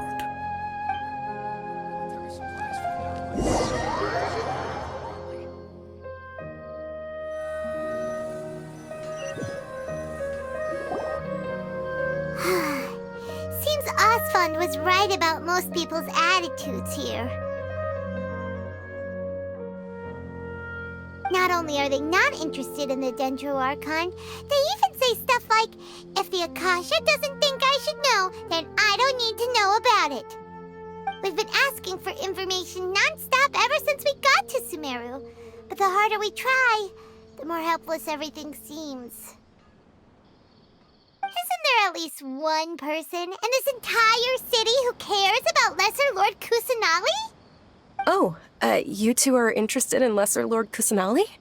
Huh? Who are you? From the sound of it, you two are Outlanders who recently arrived here. You've been asking around for information on Lesser Lord Kusanali, right? Oh, I'm sorry. I forgot to introduce myself. I'm Dunyarzad, one of Lesser Lord Kusanali's faithful followers. Whoa, really? Then do you know how we can meet with her? I'm afraid I can't help you with that. But your conversation earlier did happen to remind me of a legend about the Dendro Archon. Sure. It goes like this. Long, long ago, there was a man who heard a prophecy. It predicted that a great calamity was about to befall him. Panicked by what he heard, the man sought out the Dendro Archon in hopes that she would bless him with the wisdom to help him escape his predicament. The man journeyed across deserts and through rainforests and experienced tribulations of every kind. However, he still couldn't find any trace of the Dendro Archon. In despair, he thought, alas, the Archon has abandoned me. He then had no choice but to sorrowfully resign to his fate. Okay, and then what happened? And then, the calamity came. But to his own surprise, the man felt somehow emboldened by the trials of his journey. By relying on his own strength, he managed to overcome the adversity. At that moment, a bird perched upon his shoulder. This bird was, in fact, an avatar of the Dendro Archon. She said, "O Archon Seeker, do you now understand? She and her wisdom have long been found by you. Along your journey, we were in every flower and blade of grass, every ray of sparkling sun, and every breath of dancing wind. So long as you continue to think and ponder, we'll be wherever you go." Yeah, thanks for the story! Paimon feels all warm and fuzzy inside after that. In a way, it seems like this story is also one of the Dendro Archon's avatars. Dunyarzad, since you worship Lesser Lord Kusanali, can you tell us anything else about her? Of course. So did you two know that, I'm terribly sorry, but it seems something's come up now. Let's chat another day.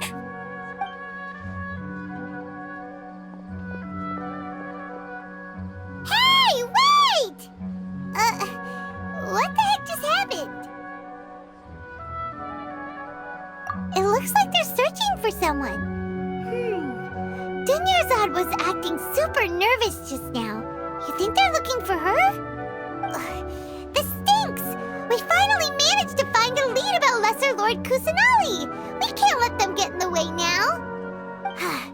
Let's see if we can get rid of them. Then we can catch up with Dunyarzad! Hey, have you two seen a brown-haired girl wearing a purple top and a long blue dress? We're looking for her. Did she have bandages wrapped around her wrists? Yes, that's her. Did you see which direction she went? Yeah, she went Quick, after her!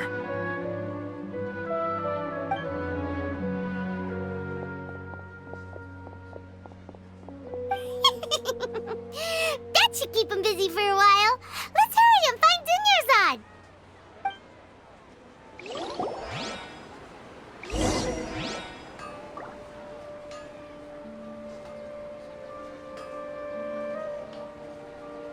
This new shipment of items, so ridiculously overdesigned.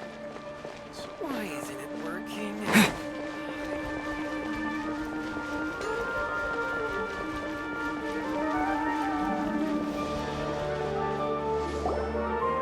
There you are, Dunyarzad. We thought you might have been long gone by now. Oh, it's you two. Oh, you startled me there. You can relax now. We threw those people looking for you off the trail. Really? Thank you so much. Unfortunately, I believe there's still more of them out there looking for me. Uh-oh, looks like there are some coming this way. Huh? More of them? Then what are we standing here for? Run! No, wait, my body isn't in the best shape. It's difficult for me to run.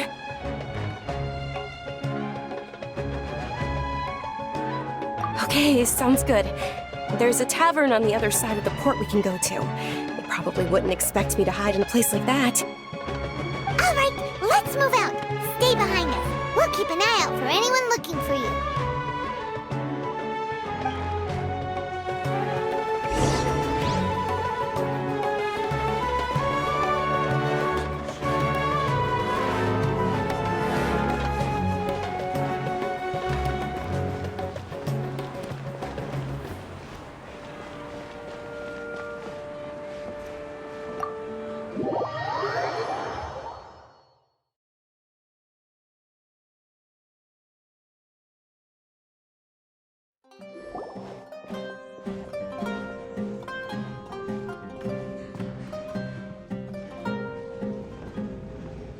We made it. Oh, they shouldn't be able to find us now. Wait! Stand down, Dia!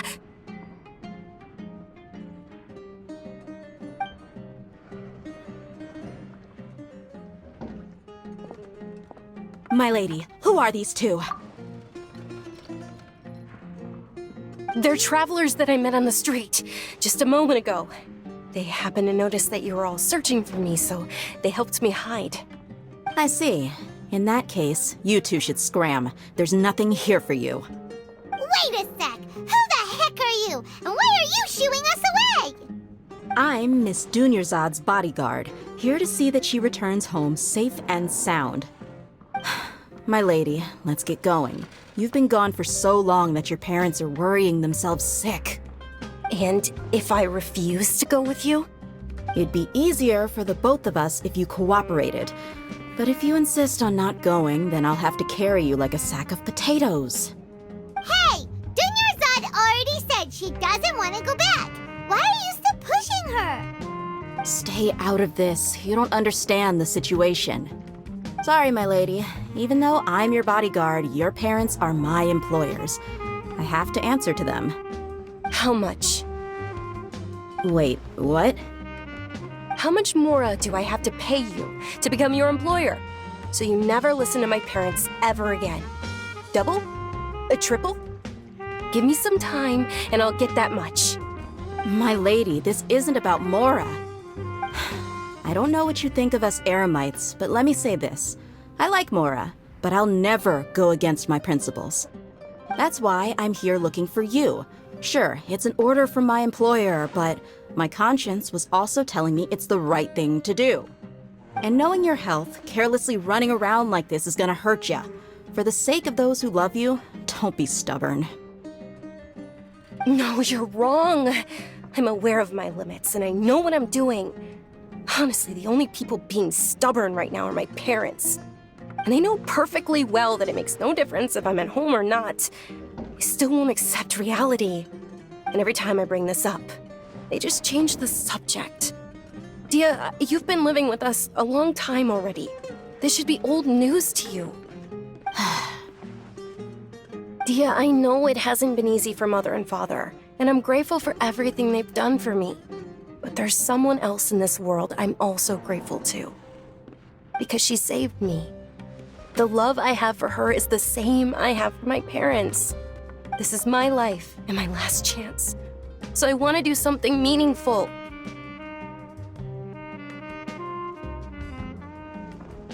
My lady, are you sure what you're doing now is meaningful? Yes, I'm sure. At least, it is to me. Fine, I won't ask you to return home anymore.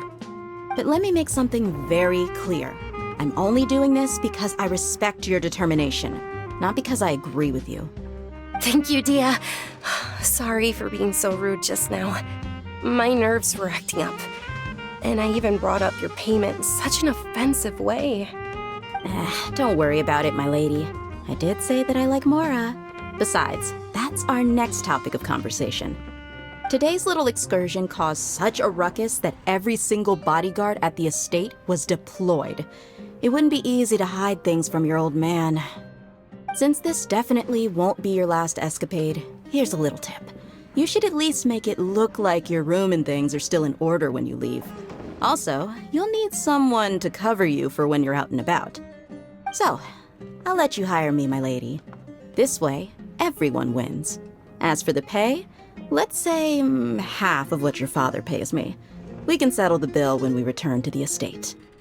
Okay, deal. Yay! Looks like they've reached an understanding.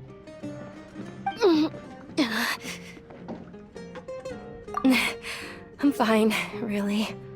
I just feel a little tired now that things have calmed down. My lady, stop trying to look tough. We're already in a tavern, so let's rest up and grab some grub. I'm sorry for worrying you two. If you don't mind, I'd like for you to join us. Sure! After you rest up, we want to hear more about Lesser Lord Kusanali.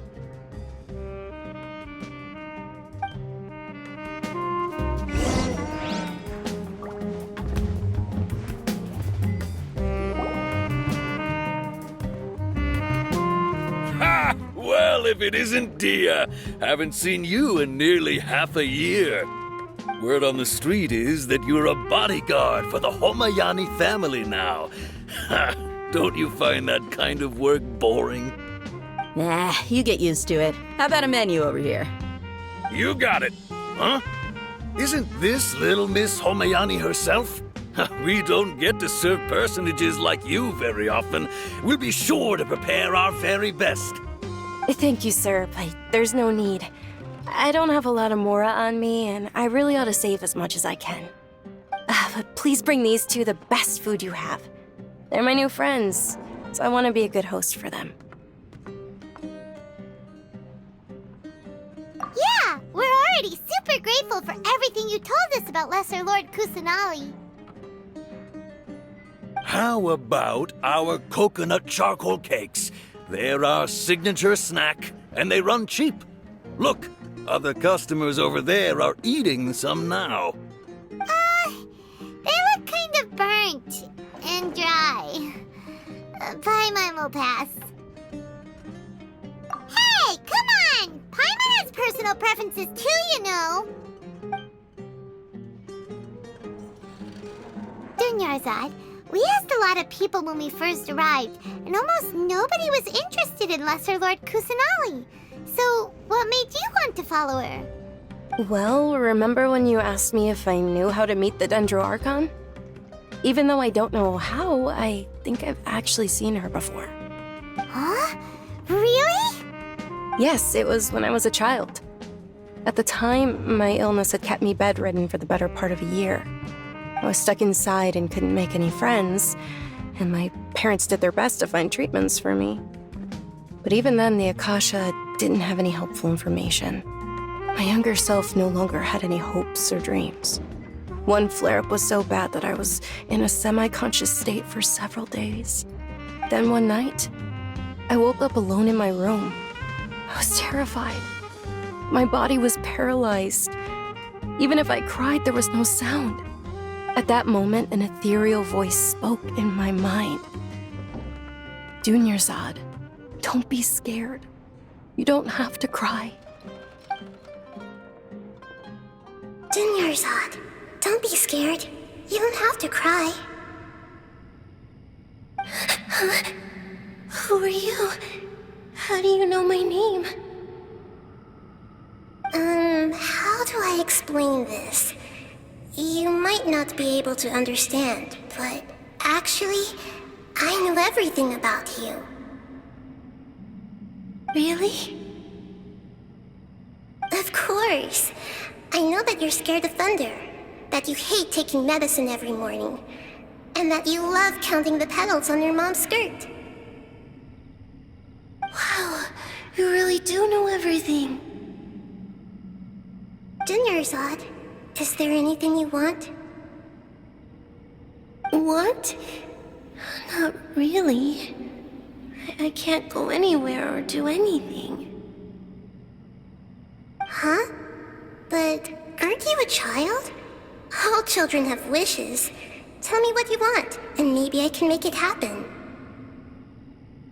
But can you make my illness go away? Oh. I'm sorry.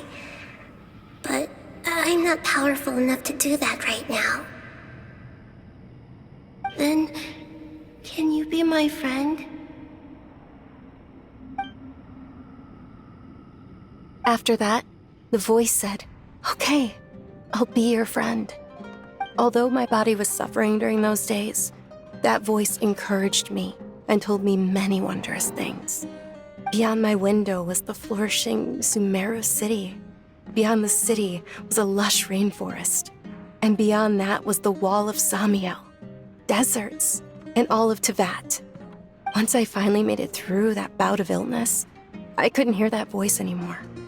I told my mother about it, but she said that I must have been dreaming. But I know that that voice wasn't a figment of my imagination. Before that, I had never heard of Teyvat. Yes, for sure.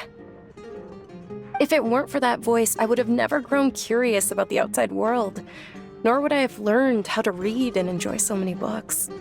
That voice sparked a desire for wisdom. It had to have been the Dendro Archon. I've been hoping for a chance to repay her kindness. In fact, I was running around today to help prepare the Sub-Zero's festival for her. What's the Sub-Zero's festival? It's Lesser Lord Kusanali's birthday, which was the day that she was found by the sages. It's actually an old holiday that originally celebrated Greater Lord Rukkhadevata's birthday. When she passed away, the holiday eventually became a celebration of the Lesser Lord's birthday. I heard everyone was overjoyed when they welcomed her back to Sumeru. In those days, the festival was a huge deal. But because of the Academia's influence, people have gradually lost interest in the festival. The Academia actively participates in Sumeru's many holidays dedicated to Greater Lord Rukkhadevata. But when it comes to the Sub-Zero's festival, forget any funding. They practically act like it doesn't exist. Maybe they see Lesser Lord Kusanali's birth as confirmation of Greater Lord Rukkhadevata's death, so they're reluctant to celebrate it. Aw, but that's awful. It is. It's absolutely terrible. Sure, the Greater Lord founded Sumeru, but hasn't Lesser Lord Kusanali been the one quietly protecting us for the past few hundred years? Just remember that we're still out in public. Don't get too carried away now. I know that people over by the Grand Bazaar still hold the Sub-Zero's festival to this day. But I hadn't met any of them before, so I was never able to contribute. But recently, I made a friend there who also follows Lesser Lord Kusanali. I gave her my savings because I want her to throw a wonderful festival this year. That's the least I could do for Lesser Lord Kusanali.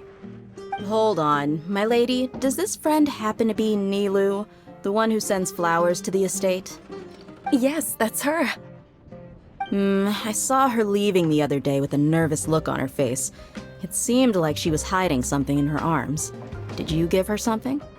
Yes. Initially, I didn't have much Mora prepared, so I had Nilou sell one of my skirts. I've agreed with Nilou to meet up at the Grand Bazaar today, and see how things are coming along. Dia, would you accompany me? Sure. That's quite the trip, though. I'll carry you. No, that would be too much, even for you. You might as well just accept the lift. If I let you walk, who knows how long it'll take us. And if anything happens to you, then I'd really never hear the end of it from your father. But of course, Nilou will be thrilled to hear there are more people interested in Lesser Lord Kusanali.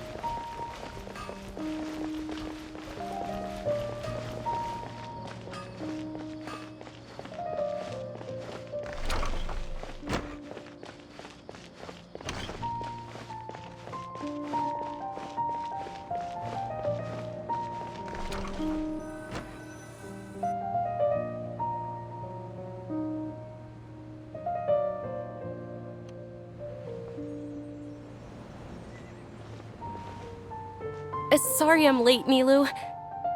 Oh, Dunyarzad. It was taking you so long that I assumed you got trapped at home, but you made it in the end. Uh-oh. But if Dia's here, that means you got caught, right? You could say that, but everything worked out. She's on our side now. Not completely. Oh, and who are these two? Oh, meet the Traveler and Paimon, my two newest friends. They're visitors who just arrived at Sumeru City and are looking for information on Lesser Lord Kusanali. So you're followers from another land? That's wonderful. You two absolutely mustn't miss the Sub-Zerus festival. By the way, Dunyarzad, we've already started decorating the Grand Bazaar. It looks spectacular, thanks to your generous contribution. You're very welcome. It's the only thing I could do. Do you still have enough Mora? Probably? But don't sweat it. We've already finished renovating the stage. Come on, I'll show you.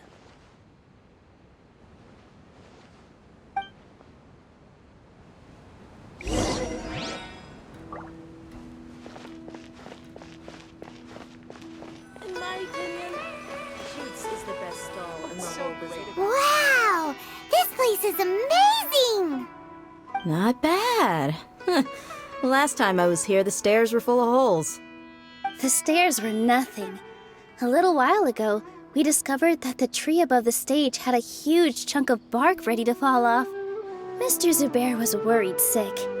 We reported it to the academia many times, but they never sent anyone to deal with it. We didn't want anything bad happening, so we were going to cancel all the stage performances. Oh, probably because it was the theater asking. The academia looks down on performers like us.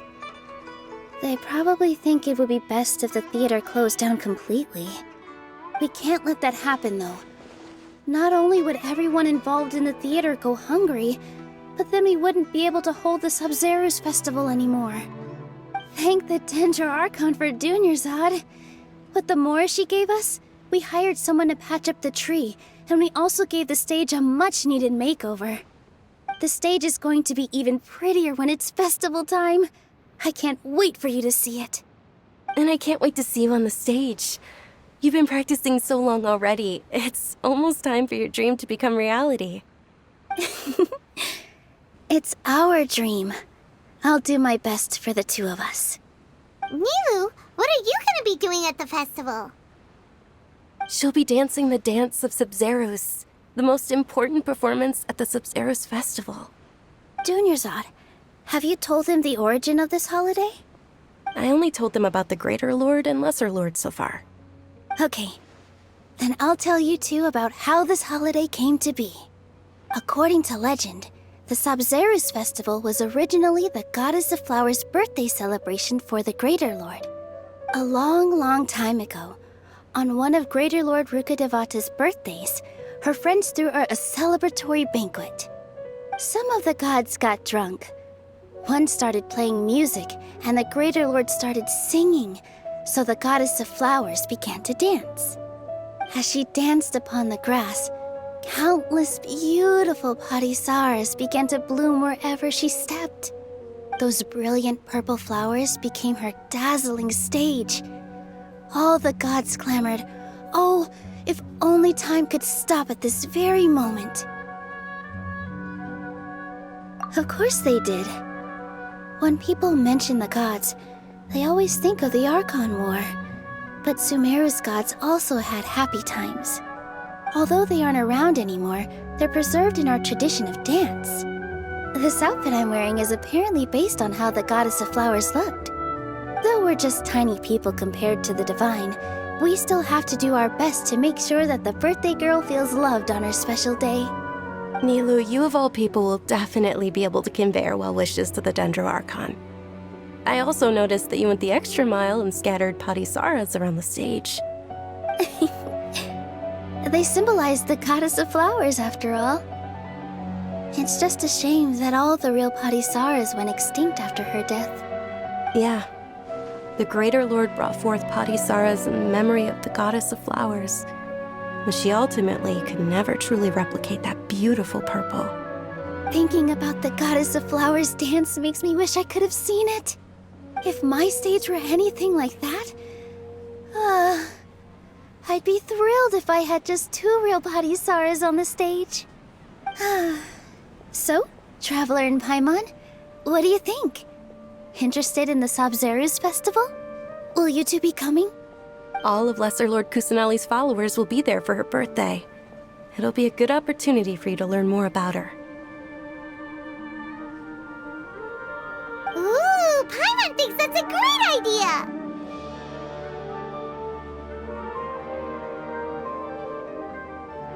Hey, come on! There's nothing wrong with enjoying a festival.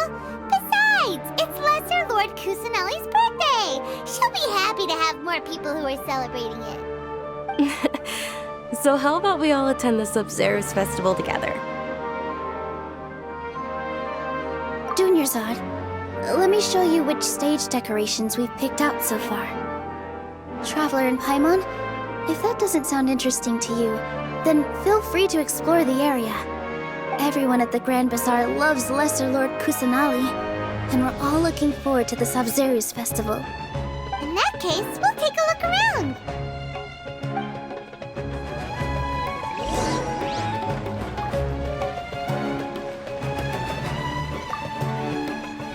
Whoa!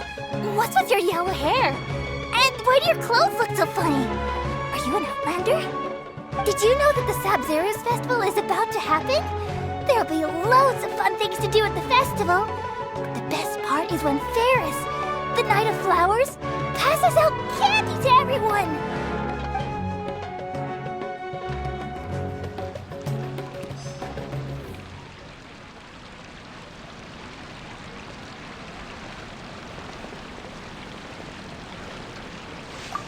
Huh. Revamping the stage for the festival couldn't have been easy, that's for sure. I bet this year's festival will be one to remember. I don't know much about the Grand Bazaar, but I do know that the residents here have a penchant for song and dance. 2 things that the academia doesn't particularly approve of. Oh, and the perfume sold around here is a lot better than what you'll find elsewhere. The fragrances are longer lasting and they're gentler on your skin and...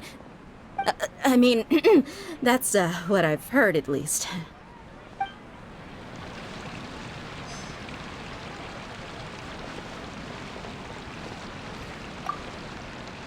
Things are really shaping up, and there's a buzz around the festival this year.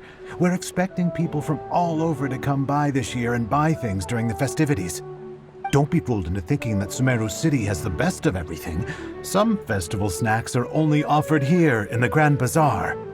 And when it comes to musicians, dancers, or singers, the Grand Bazaar's got the best of the best, Sure, those folks at the Academia might not like it, but what's a festival without song and dance?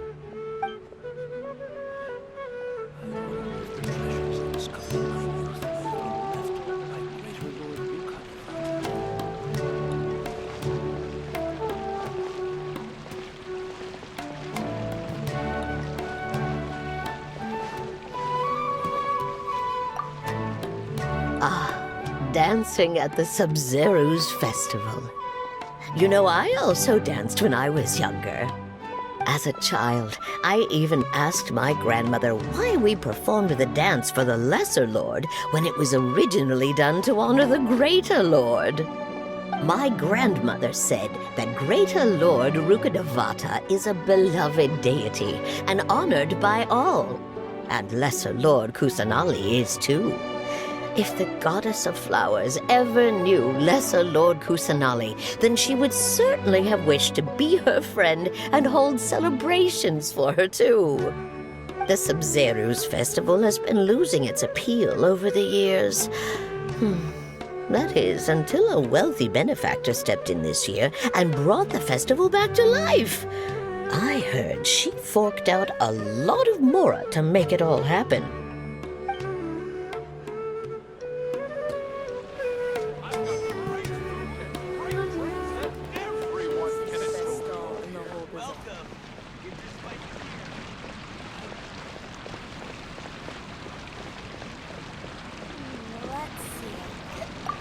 Milu, your outfit looks amazing. There's also something different about you from when we first met up. I thought I'd add a little extra pizzazz to my dress for the festival. See? Wow, did you sew all that yourself? Uh-huh. Sewing is a fundamental skill for everyone in the theater company because we make all our own costumes. Did you know that Mr. Zubair not only can make costumes, but props too? I've noticed that you can't keep your eyes off that crown over there. Would you like to try it on? May I? Of course. The legends say that the goddess of flowers had beautiful horns on her head, so this crown was made to reflect that. Dunyarzad, you look absolutely stunning with it on. It's like I'm looking at the goddess of flowers herself. Let's see. Hey! Is that who Paimon thinks it is? It looks like Catherine.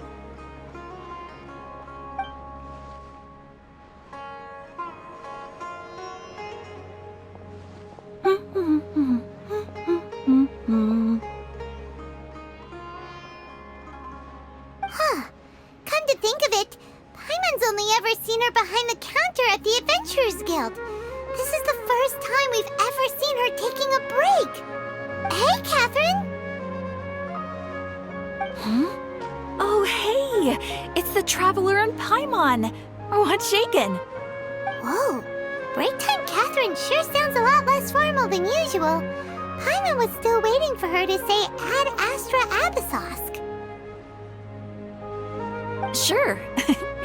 Standing behind the counter at the Adventurers Guild doesn't require any complicated functions.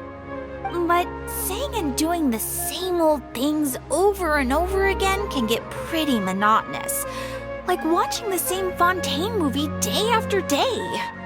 But take you two, for example. You travel across Tevat to enrich your lives and gain new experiences. Well, we enjoy traveling across Tevat and all that, but we're mainly looking for clues about his sister. Yes, you should keep searching. Sometimes the answers we're looking for aren't necessarily at our intended destination. Instead, they're found along the way. Huh. Haven't we heard someone say something pretty similar recently? Anyways, what brings you out here, Catherine? No, not particularly. I guess you could say that I'm loving the recent atmosphere here. If festivals bring happiness to everyone, then that's where their true value lies.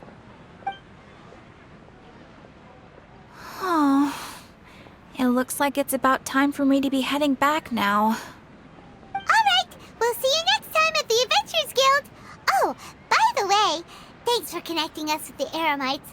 We've already made some great friends in Sumeru City thanks to you. I'm sure you two will get along well with the people here. You've already been blessed by the element of Dendro after all. See you around.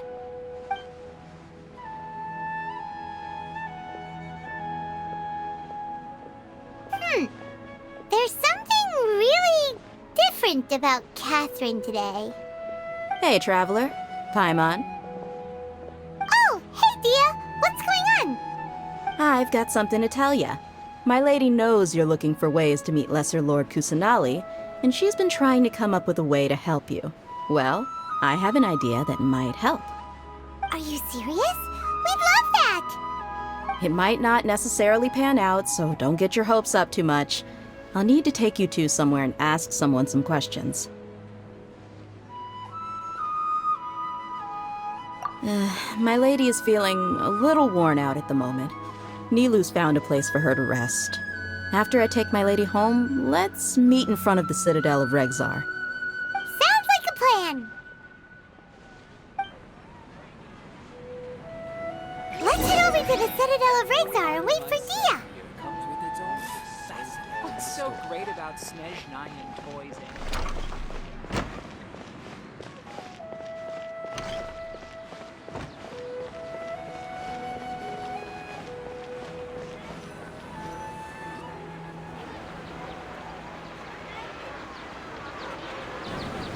Sorry, I'm late.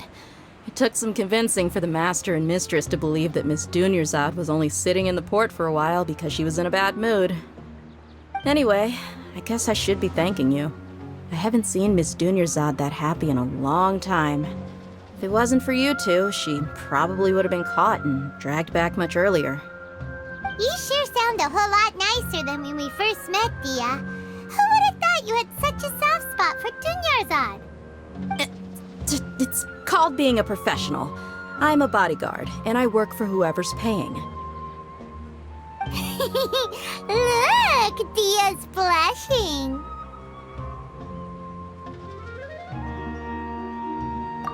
Listen, you two. I don't expect to be working for Miss Dunyarzad very long, but I hope to finish things on a positive note if possible. Let's cut the chit-chat and head into the Citadel. We'll see if the person I know has a way for you two to meet with the Lesser Lord.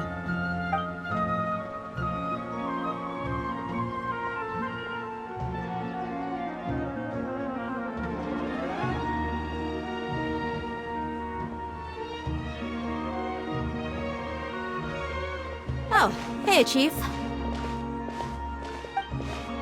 Ha, Dia! What are you doing here? And well, didn't expect to see you three together. I take it you all know each other already? Mm-hmm. We met this morning after the Adventurers Guild pointed us to Ozfon for more info. No kidding. Huh. So, where's Ruksha?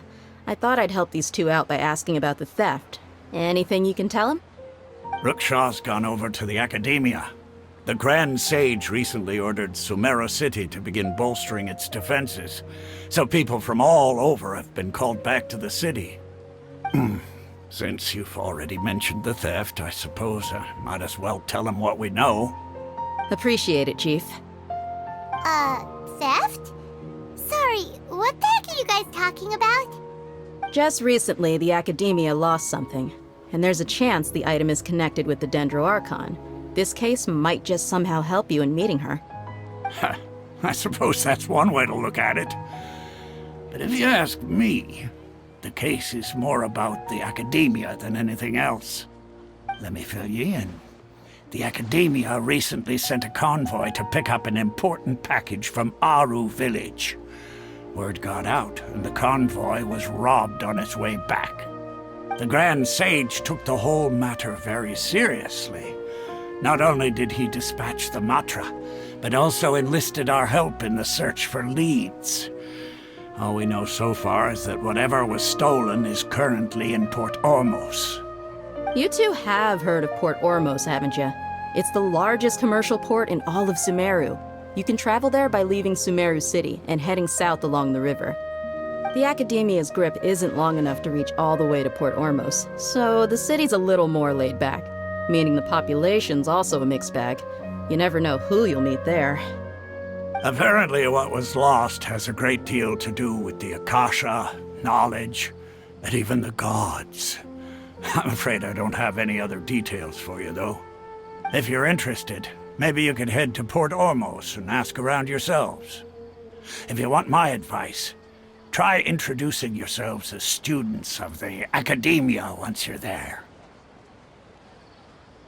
Are you serious, Chief? All the Academia students are in Sumeru City, you know. Why should they pretend to be students in Port Ormos? If you're also interested, just go there and see what happens. Count me out. I've got plenty of work to do here for the Homayani family. And take it from me, if you two really do decide to visit Port Ormos, you'd best watch your backs. Let's just say that the Eremites there aren't nearly as friendly as those here in Sumeru City. There are even some extremists who go around shouting slogans like, "Retake Sumeru for the Scarlet King." Word is that more and more are joining their movement. They're becoming a real headache for Chief and the others. You bet they are. The Scarlet King's been dead for thousands of years. Now they start spreading rumors of his return. Ridiculous. Not everyone's like you, Chief. Even the desert natives who abandoned their homes in the wilderness still wish to have a god of their own. Well, Traveler, that's about all the information we have for you. Thanks, Dia! And you too, Osfond! Since we've gathered all we could for the moment in Sumeru City, let's head to Port Ormos and see what we can find next. Miss Dunyarzad is looking forward to seeing you both at the Subzerus Festival, so be sure to get yourselves back here in time for that. Good. Then we'll see you both at the Subzerus Festival.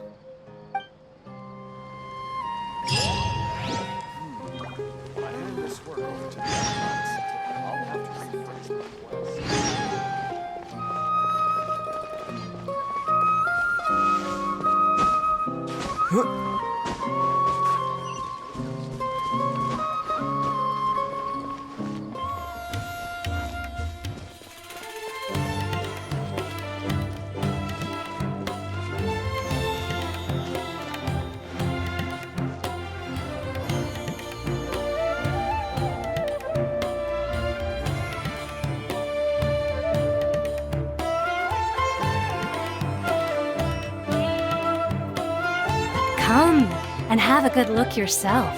Traditional spices of the highest quality, made with pride and experience. You've got a deal. I can't thank you enough for always looking after my business. Believe me, I'm not making this up.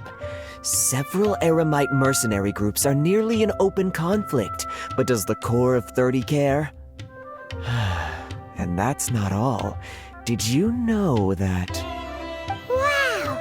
Talk about hurly-burly! This place is busy! Guess that's only to be expected for the largest port in Sumeru. Maybe it's because of what Dia told us earlier, but Paimon can't seem to shake the feeling that there's also danger lurking in these crowds. Ooh. Let's get our bearings so we can start looking for leads. We know that whatever the Academia lost is related to the gods. But other than that, we don't have much else to go on. Osfund told us to try posing as Academia students while asking around. Paimon checked the Akasha on the way here, and the Academia doesn't seem to have any research facilities in Port Ormos. Paimon doesn't get it. Won't we look even more suspicious going around saying we're Academia students and asking about the stolen item? Well, given all the people that come through here every day, if there's any information to be found, Paimon bets we could find it in the market. Let's ask around and see what we come up with.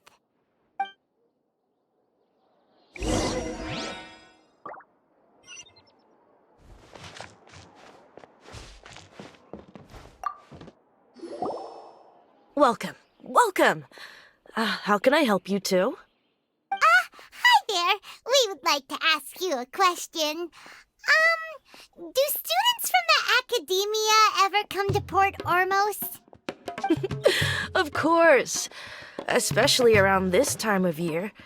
Students from Sumeru City that are about to graduate often come to Port Ormos to cut loose a little. Many people often talk about how hard it is to get accepted into the academia, let alone graduate. But those who finish their studies and go on to become full-time researchers at the academia have it even harder. Sure, we may not be Sumeru City, but Port Ormos offers beautiful scenery and a stress-free environment. Some even say it's good luck to come to Port Ormos, so students and researchers come flocking here when things get to be too much at the academia. You see over there? Those are students from the academia. They've been looking worried and miserable ever since they got here a few days ago. If you ask me, the life of a merchant is better. So long as the Akasha teaches us what we need, then life is good. Those students seem to be discussing something. Let's see if we can listen in.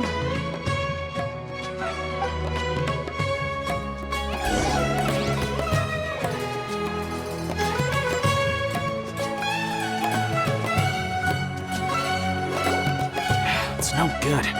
I've tried asking around, but I haven't been able to learn anything useful. Not to mention that a bunch of scary-looking Eremite mercenaries have been posted along the streets now. There's been a lot of fighting between the different Eremite factions in Port Ormos. If we choose to move on our own, then it would be wise to steer clear of them. Especially the group that's constantly shouting some stuff about the Scarlet King and some resurrection. I've even heard that the Citadel of Rexar is starting to get fed up with them. What was that group called again? Ein something or other? They're called Ein El Akhmar. Today, I heard that the thing we're after might be in their possession at the moment. Wait, come again? Don't you see? Many of the Eremites in Port Ormos deal with trading this kind of thing. They're usually pretty wary of outsiders, but not so with students of the academia. It's because the kind of goods that students are looking for aren't the kind of goods that Eremites are after. As long as they know you're a student, then deals can be made. I've heard that Ein al-Hakmar likes to set up shop at the Jafar Tavern. Supposedly, if you're willing to part with 500,000 Mora, they'll give you info on anything. Wait, did you say 500,000? If information alone costs that much, then how could we ever afford to buy what we're looking for? I guess we might as well give up on trying to graduate this way. I wouldn't worry too much. Our field of research is very niche. Who else could possibly be after that kind of shady knowledge? I bet it's practically worthless to anyone aside from us. Oh, I guess that makes sense. Then the only thing left for us now is to find a way in. Why don't we all just pool our money together and pay for the information? Whoa! Did you hear that? A niche field of research and shady knowledge? It all sounds pretty suspicious to Paimon. Is knowledge something people just buy and sell like that? So, what's our plan? Wait, didn't you hear what they just said? Buying information is going to cost us 500,000 Mora! Have you lost your mind? Oh, alright. Paimon never thought she'd agree to parting with that kind of Mora. But if you know what you're doing, then we should give it a shot.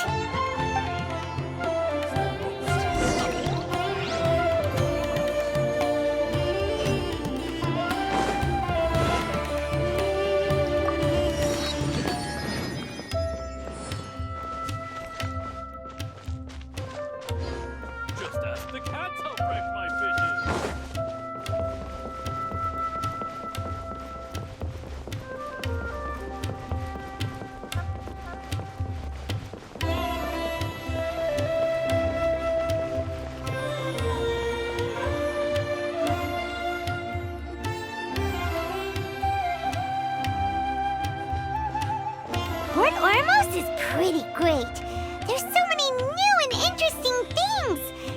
mention all the tasty food. Sumeru's largest commercial port sure lives up to its name. Look at all the merchants, and everyone seems excited just to be here. How did things end up like this? All thanks to your artistic license. That's how. I should have made you wait until we got an update from Tanja. But when I finished the prototype Aranara yesterday, you agreed that the kids would like it. That's why we tried bringing it out for a test run today. Well, I never thought they'd dislike it so much.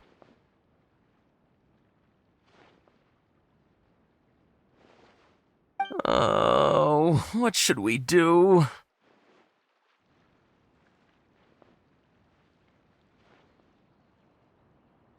Whoa. Yeah. Compared to everyone else, they seem really down in the dumps. Let's go find out what's going on. Oh, hey there. Paimon's name is Paimon, and he's a traveler who is just passing by. Is there something bothering you? Oh, I noticed you two a moment ago. Welcome to Akara Crafts, the best toy store in Port Ormos. At least for now. What's bothering us is this prototype Aranara. To start with, could I get your opinion on it? Prototype Aranara?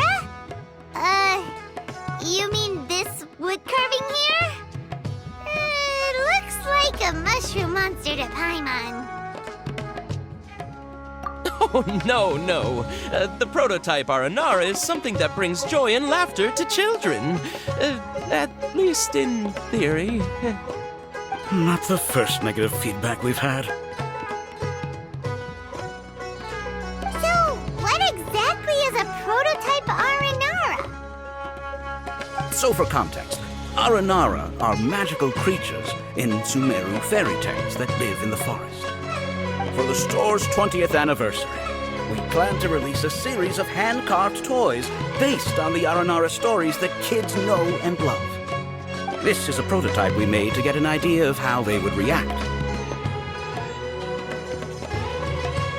But when we put it out there, the reaction was not quite what we'd anticipated.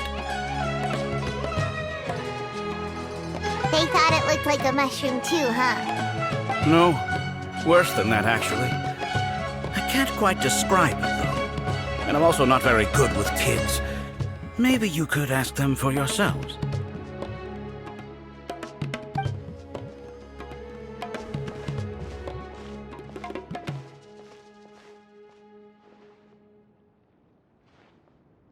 This is not an Aranara. No way. I've read Uncle Tanja's Aranara and the Ill Little Fungus. It says that Aranara are supposed to be chubby and squishy. The carving looks nothing like that. Toys do look better when they're round and chubby.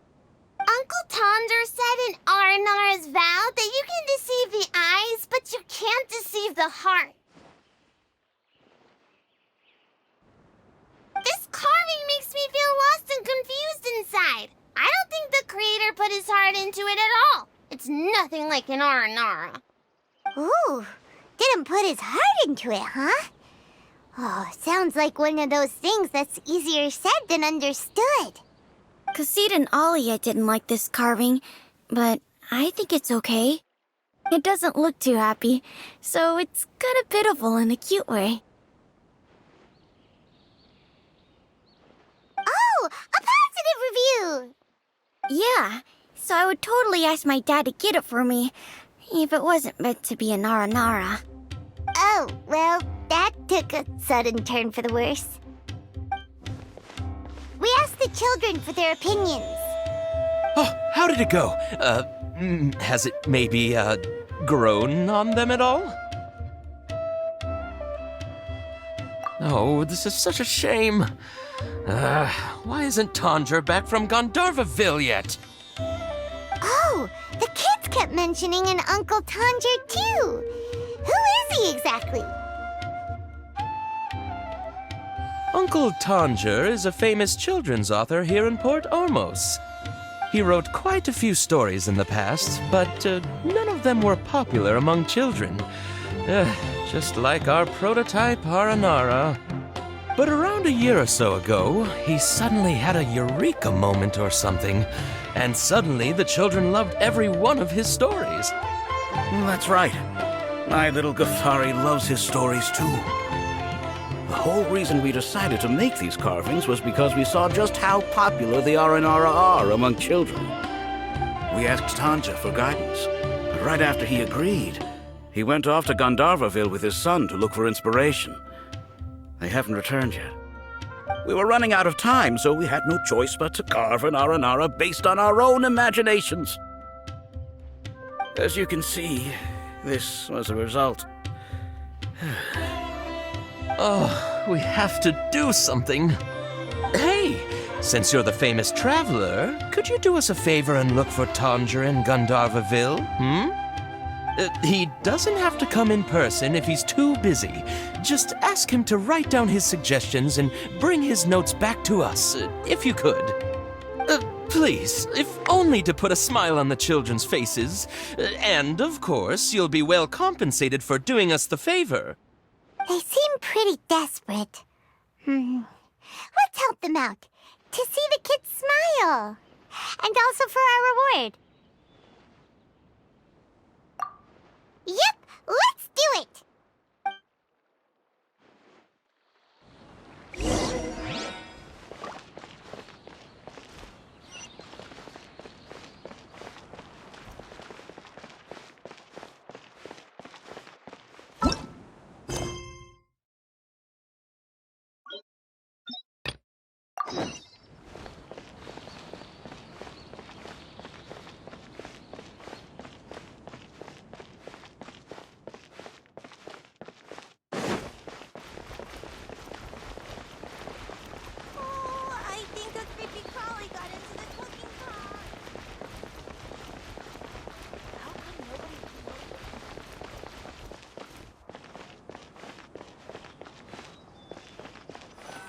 This is the place we heard those students talking about. Let's find a seat somewhere and see if we can spot the group they mentioned.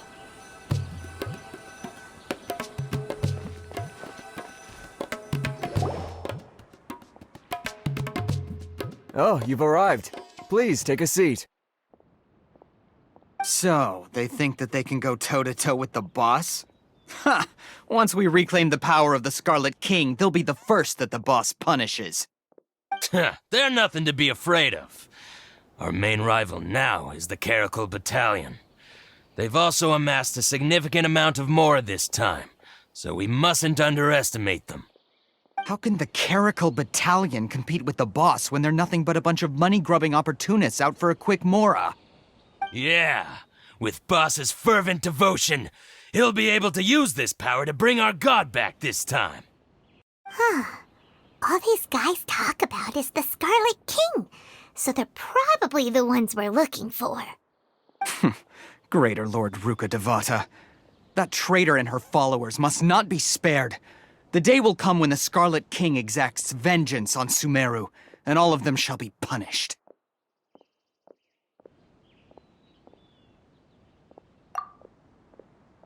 Yeah, Paimon was wondering what they meant too. We should ask about that if we get the chance later.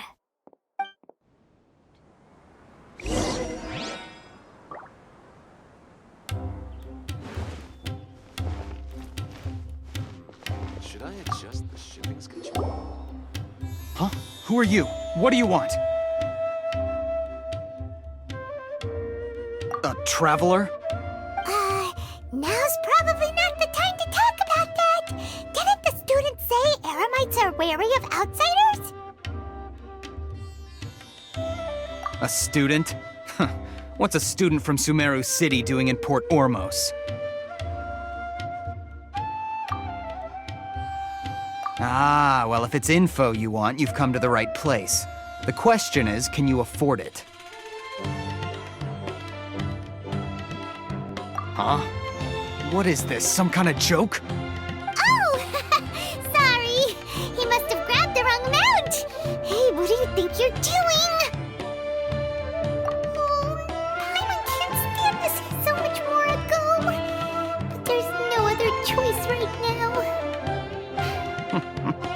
Here, this is the merchant's address.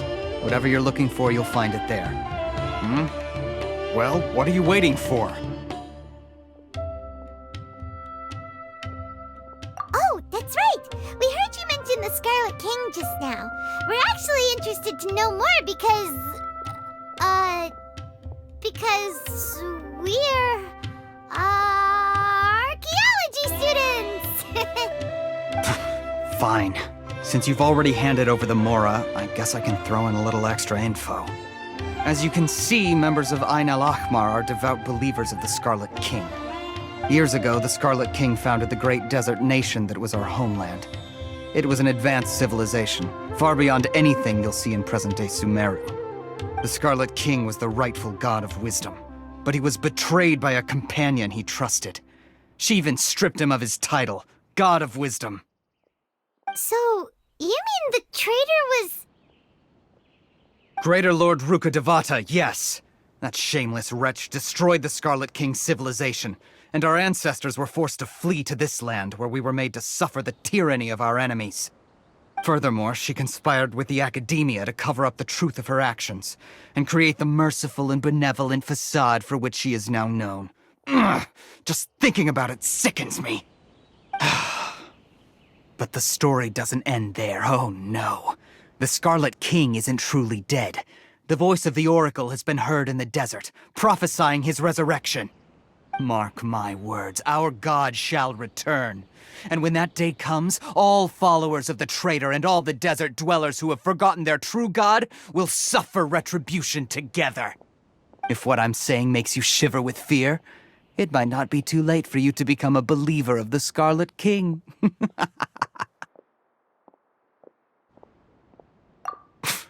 I don't have anything to say to you Academia people about that. I think this conversation has reached its end. Not just yet. This man is a fraud. Huh? You again? Deranged Academia lunatic. Yes, it's me again. I already warned you that if you weren't willing to sit and discuss things with me, I'd take measures to make things uncomfortable for you. Listen to me. That address he gave you is fake. Or at least, you won't find a merchant waiting for you there. This group has been boasting all around that they can provide information on a certain item as a means of luring people into their territory. Once you show up, they keep up the act until they have hard evidence that you want to purchase said item. Then they use that to squeeze you for all the more you're worth. Hey! Shut it all, Hatham! What are you playing at, trying to ruin our business like this, I told you the other day. I wish to discuss my terms with your boss. Ha! The boss made it perfectly clear that he won't negotiate with you. Yes, and in no uncertain terms. But that was then. It does not preclude him from changing his mind in the future. I'm warning you. Don't push us, or this could get ugly. We don't usually get rough with people from the Academia because it just complicates things. For a lunatic like you, though, we might just have to make an exception. If you're suggesting that we escalate this from a verbal exchange to a physical one, I accept. After all, even the Archons used war to negotiate the ownership of Teyvat. If, on the other hand, we can't agree on any means of negotiation at all, then I'm afraid my next course of action will sting a little more than the mere falling through of a few business deals. I will jeopardize the Eremite's reputation, which I know you value above all else. I am quite confident that if I began to take such action, your boss would willingly approach me himself. However, I fear that by then, some things will have happened that cannot be undone. Also, a word of advice. I suggest you tell your boss exactly what happened here today. Otherwise, he might blame you for not telling him in the future. What did you say? Consider this. Have I ever failed to follow through on my word in the past? This guy is really out of his mind. Okay then. If you really have a death wish, let's meet a week from today. The pier in front of the Pharos Lighthouse, 4 o'clock in the afternoon, sharp. Don't expect us to hold back. Not so fast.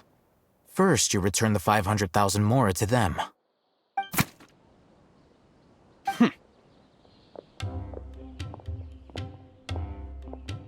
Please, I beg you, don't provoke them. We can't afford any trouble with this crowd.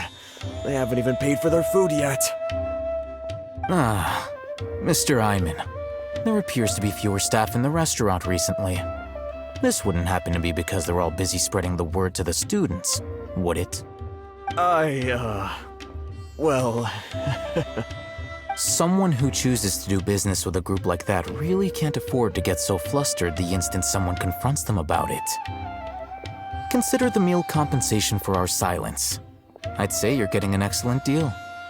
Whoa, did you see that? He not only got us our Mora back, but sent the Amorites running too! Plus, he seems to know a lot about what's going on around here.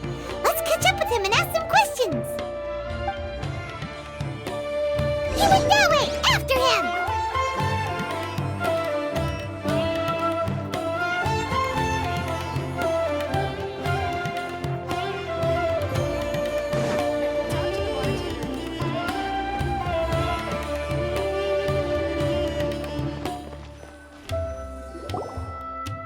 Wait up! It's Al-Haytham, right? What do you want? No need for thanks. My goal was to get to them, and you two gave me just the opportunity I needed. We're even. Oh, I advise you to keep your distance from them. Since they weren't able to make off with your Mora in the end, they might harass you again in the future. All right. Goodbye. Hold your horses! We still have something to ask you about! Since you tore through their scam right in front of them, you must know the real story about certain something, no? Who exactly are you two? And why are you inquiring about that? A student. Right. Look, you should know that those thugs conducting business with you had nothing to do with your lie. Huh? Oh, yeah! He's really strong!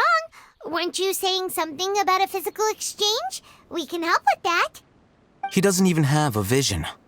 Forget it.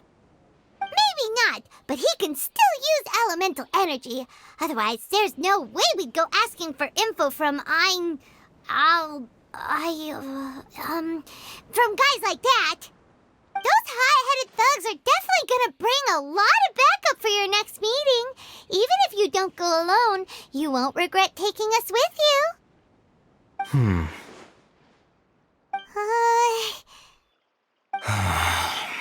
All right, I accept. Got a pen and paper? If you're searching for someone who sells that kind of merchandise, I'll give you one of their addresses, and you can try your luck. We'll reconvene at the appointed time by the pier. It doesn't matter if you show up or not. So, since you were happy to give us this merchant's information, does that mean you can tell us exactly what we're after? You were willing to part with 500,000 Mora for something and you didn't even know what it was? Okay. Well, if you truly are as skilled as you claim, then you can beat the answer out of them when they become hostile. Look, if you've been making inquiries, then you have to know something by now.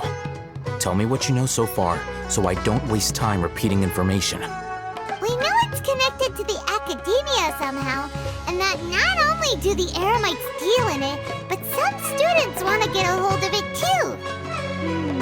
What else? You know almost everything there is to know, but you're unable to compile this information because you've never seen the object before. This is what you've been looking for. Paimon can't tell what it is. It looks like some kind of ornament. This is a knowledge capsule. To put it simply, it's a vessel that can store a fixed quantity of canned knowledge. It's like a miniature Akasha. Anyone who links it to their personal Akasha terminal instantly becomes privy to its contents. Correct. Anyone. Unlike the Akasha, which heavily regulates who can access what information, knowledge capsules confer their contents without any requisites. That's It's amazing. It's essentially a convenient and harmless vestibule for knowledge. Unfortunately, it's illegal in Sumeru to privately possess or trade them. They were created as a means for scholars to transfer knowledge gained from Irminsul into the Akasha, and are intended to be destroyed immediately after use. But despite strict regulations, some of these knowledge capsules will always escape destruction. After all, there will always be those in this world who are dissatisfied with life as designed for them by the Akasha and wish to change their fate. Over the past century, a wide variety of canned knowledge has been leaked from the academia. Now, in Port Ormos, the valuable ones are a means to Mora for the Eremites. Meanwhile, those which the Eremites deem to be useless to them occasionally prove useful to the common citizens and hapless academia students. Well, I think that about sums it up.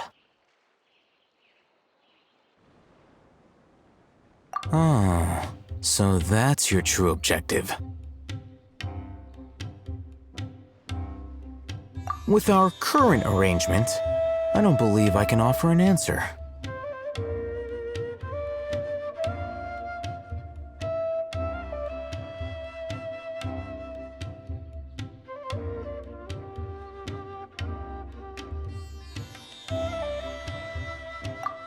You're still resolved.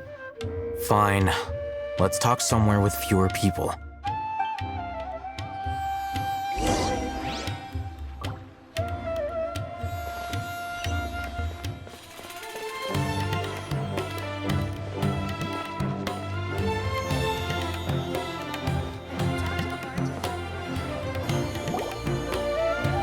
Let's continue our conversation here.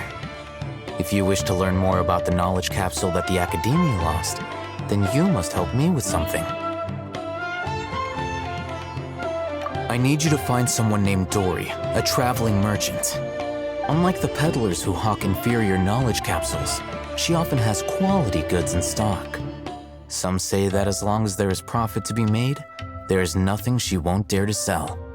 She's guarded against people from the Academia because most of her wares don't comply with Academia regulations. I think she blacklisted me. I met with her informant, but it soon became clear that they had no intention of letting me get any further. Become one of Dory's customers and earn her trust. This is my condition for further collaboration. Why do you want us to meet with her? Until you complete this task, you don't have question privileges.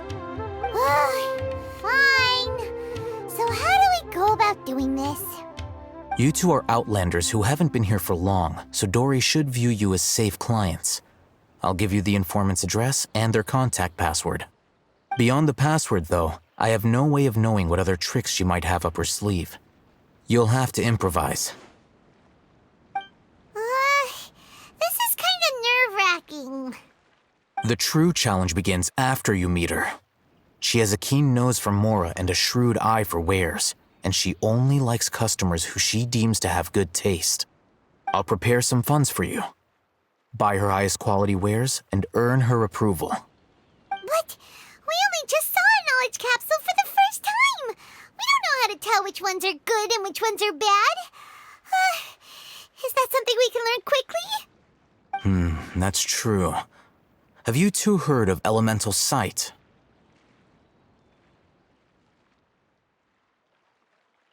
Oh, that's a surprise. Guess I'll have to hold you in higher regard. Anyway, that ability should resolve your issue.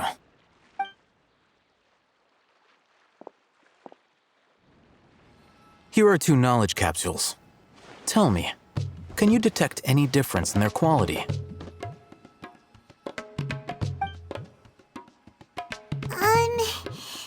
They look the same to Paimon.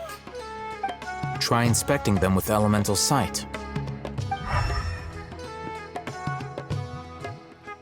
How'd it go? Did you see anything? Rumor has it that higher quality knowledge capsules generally appear brighter when viewed through elemental sight. That's because knowledge originates from Irminsul, the root of Dendro power itself. The more powerful the knowledge, the richer it is in dendro energy. However, some canned knowledge with a high concentration of elemental energy is of little use in contemporary times, so those capsules are of little value. Using elemental sight is merely a stopgap measure, but it should suffice for earning Dory's trust. That sounds pretty impressive. Here's a sheet with the informant's location and contact password, and here's the Mora for purchasing canned knowledge. Don't be cheap. You'll need to spend to catch Dory's eye. If there's any Mora left over, just keep it. Oh, and be sure to exercise some caution. There have been Matra present in Port Ormos lately. Your efforts will be for naught if they catch you. Matra?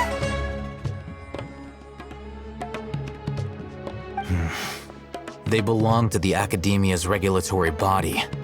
They also handle cases of illegal canned knowledge transactions. Like I said, the Academia has banned both their trade and possession. The Matra are razor sharp. You're in for nothing good if they lock their sights onto you. If you two want to back out, now's the time.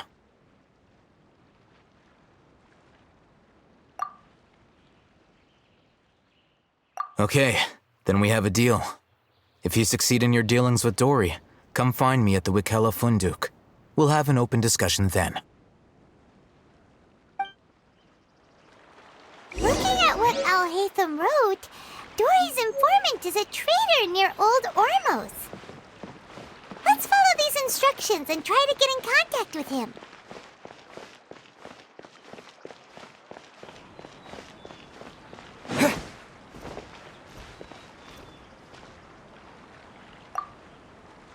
Hello.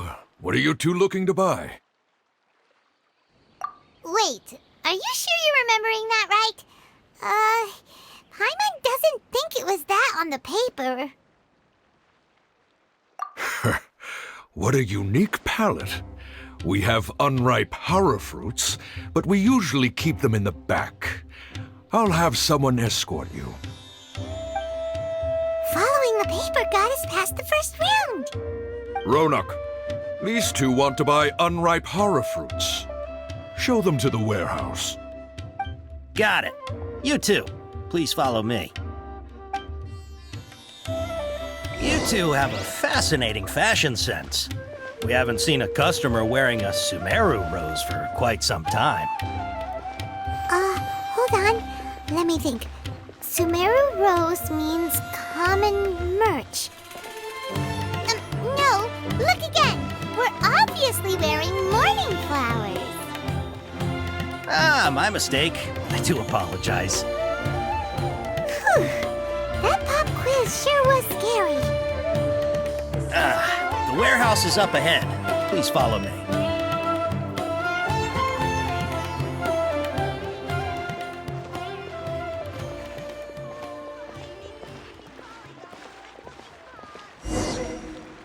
Before I retrieve your products, I need to confirm a few things.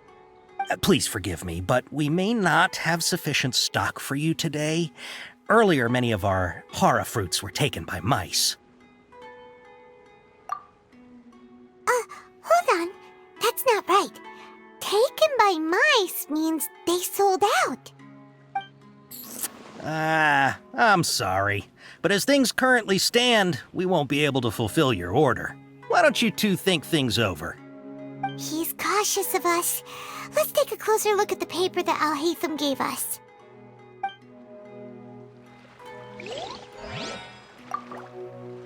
Before I retrieve your products, I need to confirm a few things. Please forgive me, but we may not have sufficient stock for you today. Earlier, many of our hara fruits were taken by mice. Thanks. If better goods come in, you'll be the first to know. You look like you have some skill. Why don't I pick out some fruits that'll make you dizzy? Yep, that's the right answer. But eating hara fruit that makes your head and ears ring sounds like a bad life decision. Would you like your hara fruits to be packaged in the Sumeru City or Port Ormos style? Wow, You two sure are generous customers. We'll be sure to package your products beautifully. Okay. Everything has been confirmed. Miss Dory is waiting for you up at... Shoot! It's the Matra! Run! What? The Matra? Where? Oh, Hatham said we're done for if they catch us. We gotta get out of here.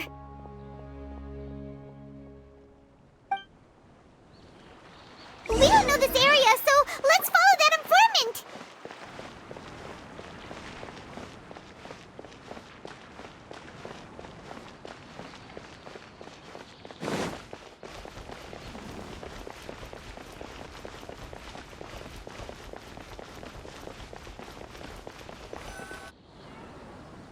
He ran that way!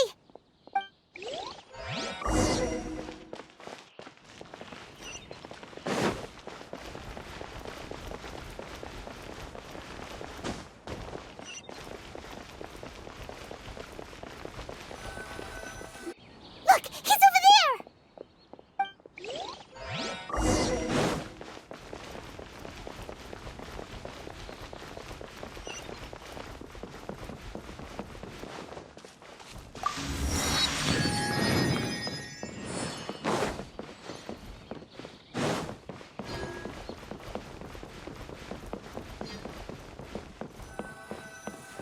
Hey! If you're hiding from the Rishbaland tiger, come this way! Another password! Huh? Oh, that voice came from behind the building on the right! Here, over here. You can stop running now.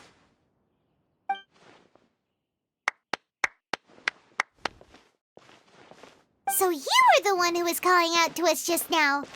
But, are we definitely gonna be safe here? These two good customers wish to buy some horror fruit, Miss Dory. And if there's nothing else, I'll just excuse myself. Oh, very good. Thank you. Huh? Wait, you're Dory? Paimon sure thought you'd look a whole lot scarier.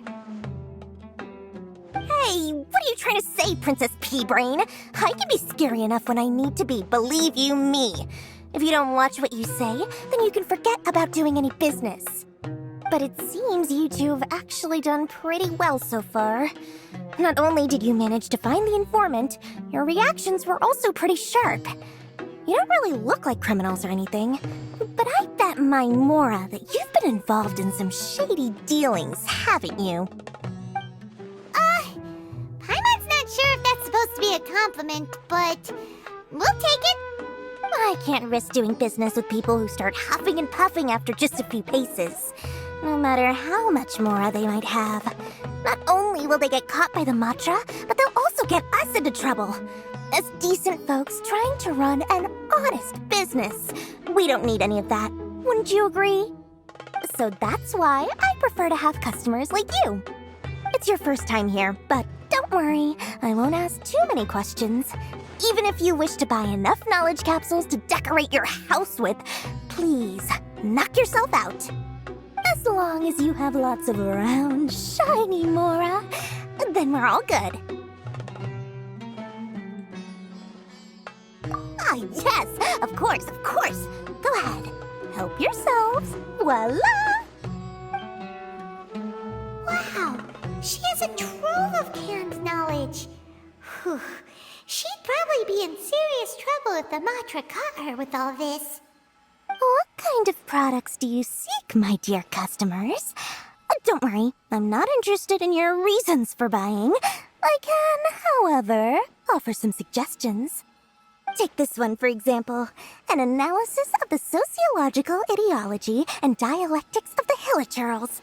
Only 3 people in all of Teyvat have ever studied it, making it extremely rare.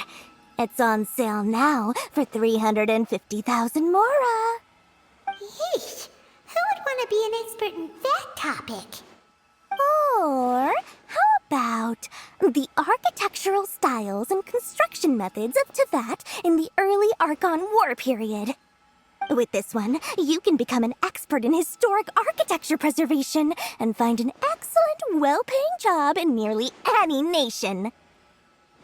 Ooh, now this sounds like it could be useful.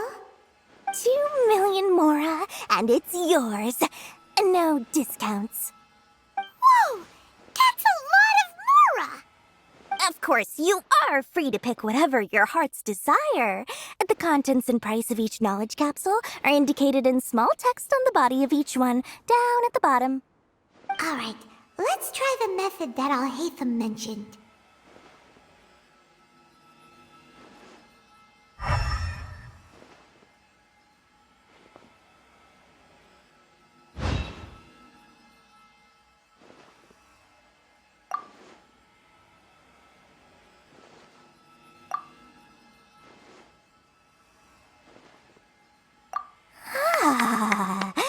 You've really got a good head on your shoulders, and quite the eye for quality. We'll take these, please and thank you. My oh my, you are blessed with a taste for both the exquisite and the extravagant. Customers like you are a rare breed. 1 in 100. No, 1 in 1,000 even. Listen, I have a special offer for you two. If you spend just 100,000 more, you can pick any knowledge capsule of your choice up to a value of 1 million Mora. Say what now? Hey, did you hear that? Spend another 100K and we get a capsule worth a whole million! But all the canned knowledge we just bought is easily worth 500,000 Mora. If we spend just a little more, we can get something worth 1 million Mora. Isn't that a fantastic deal? Think about it. We've gone to all this trouble to get this canned knowledge. And so far, everything we bought belongs to Alhaitham. Aren't you even the least bit curious about how this whole canned knowledge thing works? We're talking instant knowledge here. Don't you want to try it yourself? Come on, come on! We still have around 100,000 of Alhaitham's Mora left, so let's put it to good use by finding something useful for you. Ahem, you've got a deal, Dory! We'd like to spend an extra 100,000 Mora. Excellent! Then please, select from this fine collection of canned knowledge over here. Hold on a second. Paimon thought we could choose whatever we wanted. Why can't we choose the ones from over there? Oh, but my dear customer, the knowledge capsules over here are worth 1 million Mora each. I'm sure discerning customers like yourselves will be able to find something to your liking. Please, take your time. Uh-oh, Paimon has a bad feeling about this. Let's use Elemental Sight again to check these.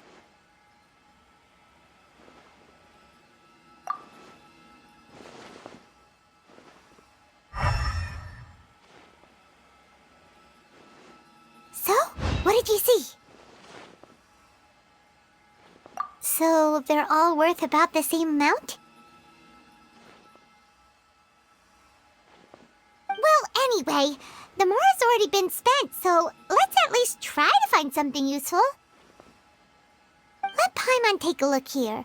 An introduction to traditional Sumeru brewing techniques, the art of growing spices, an overview of ancient runes. Oh, how about this one? Sword Fighting Techniques 8. Not sure we'd ever find volumes 1 through 7, but at least this knowledge should be useful, right? Let's go with this one. Dory, we'll take this one. All right, very good. I'm expecting some new goods in the next couple days, so be sure to check back again soon. Whether it's canned knowledge or anything else you need, bring your Mora to Dory and doors will open. Our dealings with Dory went smoothly enough. Let's head to Wakala Funduk and meet up with Alhaitham. Hopefully now he'll finally tell us about what the Academia lost. Yeah.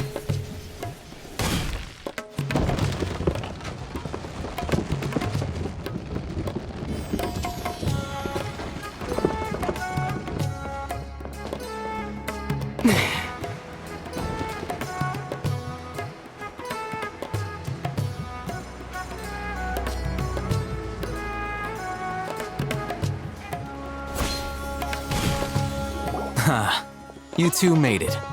And from the looks on your faces, you were successful. Whoa, there's so many people from the academia here. Why would you pick this place as our meetup spot?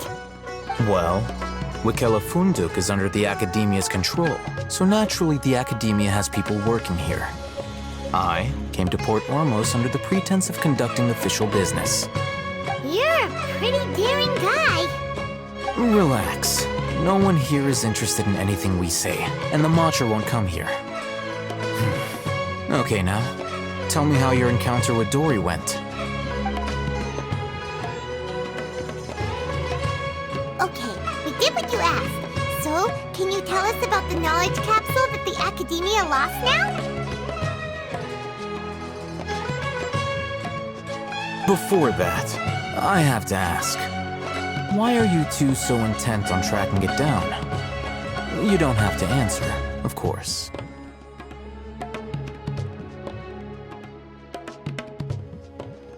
Yeah, he just wants to meet the God of Wisdom and ask her about something important. We've been in Sumeru for a while now, but we still haven't found a way. When we heard that the Academia had lost something that might be related to the gods, we came here in case it turned out to be our lucky break. In that case, you're on the right track. A short while ago, the Academia lost a knowledge capsule in the desert. It's supposedly a divine knowledge capsule. Use it, and you'll gain the wisdom of the gods. Wow, there's really such a thing as that? Hey, if we find it, do you think we could learn how to meet the Dendro Archon? Ooh, or how to find your sister? I highly doubt it has any mystical properties, but it does indeed exist. And it's right here, in Port Ormos. So, where exactly? That's what we need to find out next. I won't deny that. I am investigating because I'm curious as to what the divine knowledge capsule truly is. As you know, the Eremites in Port Ormos also have their eyes on it. It is an extremely precious item. The knowledge contained within may bring great power or wealth to whoever has it in their possession. Several brigades have been vying for ownership of it as of late, but there is still no victor. My personal finances and connections cannot compete with those of the Eremites. After attempting various methods, I finally managed to reach a tentative agreement with several brigades. I agreed to forego ownership of the divine knowledge capsule in exchange for the opportunity to study it. After all, there's no harm in understanding what it is. However, there are those who are less amenable to negotiation, such as those from Ain al-Ahmar. They adamantly believe that the divine knowledge capsule contains the Scarlet King's power, and that he will return to this world when they obtain it. They refuse to let anyone from the Academia tarnish their deity's soul. So you kept hounding them because they refused to cooperate with you? Yes. Ain al-Ahmar isn't exactly wealthy, but its members are determined to get that capsule by any means necessary. To that end, they've resorted to many methods more foul than fair in order to amass sufficient funds. So, I've been sabotaging their business to force them into negotiating with me. The divine knowledge capsule should be up for a secret auction within the next few days. Each brigade will place their own bid, and the prize will be covertly given to the winner. To ensure the capsule's security and to evade the mantra's notice, the winning brigade will not publicly disclose their victory. Unless I know whose hands the divine knowledge capsule ends up in, my agreements with them will fall through. Dory is the most reliable source of information, but that avenue was previously closed to me. With you on board now, the situation is different. In other words, you wanted us to befriend Dory so you could find out where the divine knowledge capsule is. Yes, you can say that. But this arrangement harms none of us. The day after tomorrow, go back to Dory and try to purchase information on the divine knowledge capsule's whereabouts. If she has no information, wait 2 days and approach her again. If I get the opportunity to study the divine knowledge capsule, I will relay my findings to you. Will that suffice as compensation? Okay, then we'll meet up in 2 days. Hey know, we actually bought a knowledge capsule for ourselves, but we're not sure how to use it. You two want to try using a knowledge capsule? Sure, I can teach you. Doing so right under the Academia's nose is a bit problematic, though. What do you say we head to the outskirts of town?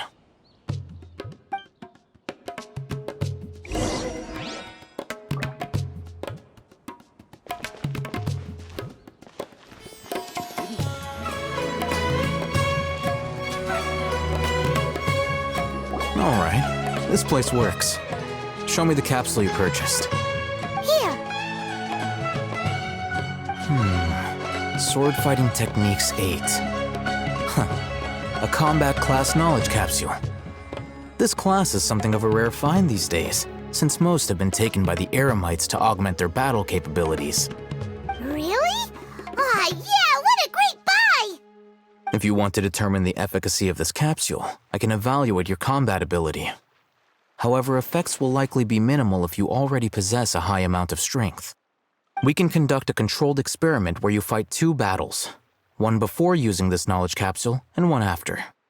While you fight, we can use an Akasha terminal to monitor your various physical parameters. There may be variances in your physical strength between the 2 tests, as well as a disparity in your opponent's abilities. But don't worry, I'll run statistical analyses afterward to mitigate any confounding effects. Wow! Haytham! You must have been one of those guys at the Academia who got top grades on everything. Paimon's curious about something, though. You definitely weren't one of those students who needed canned knowledge to graduate from the Academia, right? So why are you risking getting caught by the Matra for this capsule? When you are unable to understand a researcher's actions, most cases can be attributed to curiosity. This is but one theory. Sounds like you're trying to avoid the question. All right, let's begin the test. Just fight as you normally do.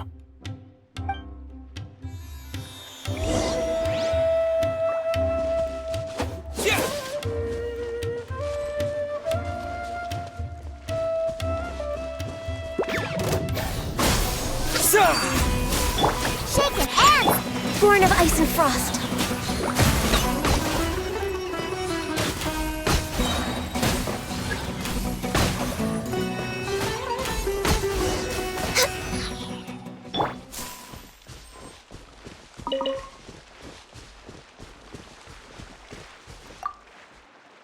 All right. I'll link your Akasha terminal to record data.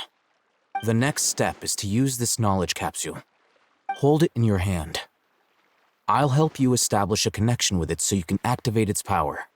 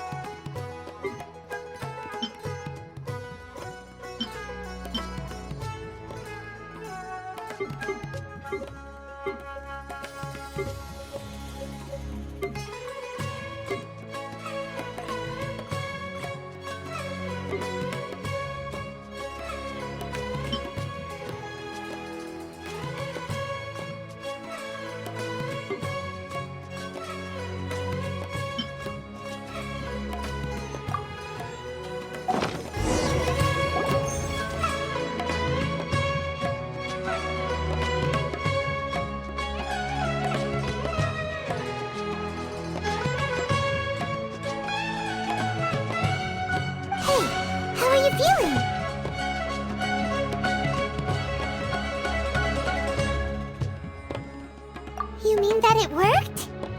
All right. Time for round 2. Fight with the same composure as before.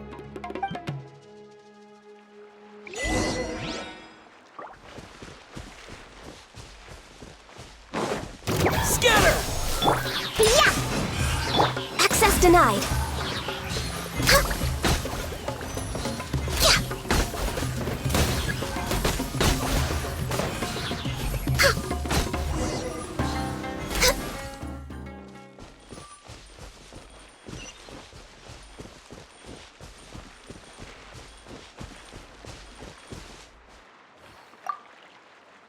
Now, I'll start recording data again. Al-Haytham, how's it going? Well, the knowledge capsule you purchased did improve his combat capability. During the second fight, his overall fighting performance increased by 0.073%. Wait, how much?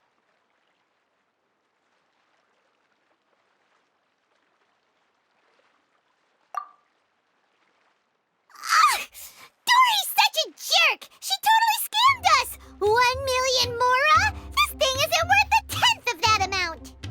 Of course, this could be because he is so powerful that the capsule's contents were unable to produce a substantial increase.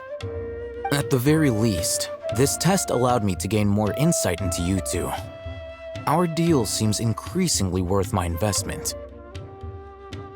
I'm heading back to Ikela Funduk. I await your response in 2 days' time. This is Mora for when you ask Dory for information. Pay her as much as she requests.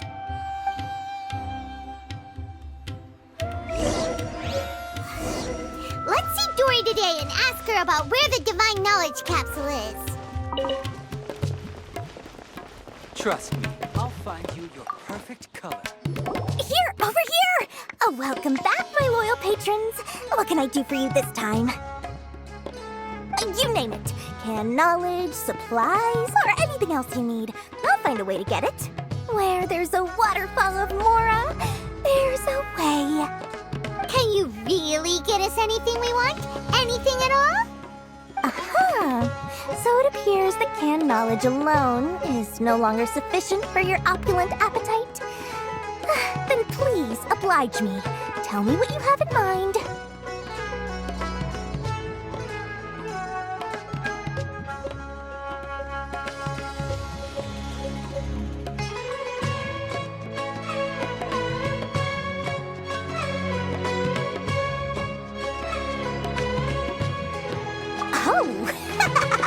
I knew customers with pockets as deep as yours would undoubtedly crave something more profound than ordinary canned knowledge.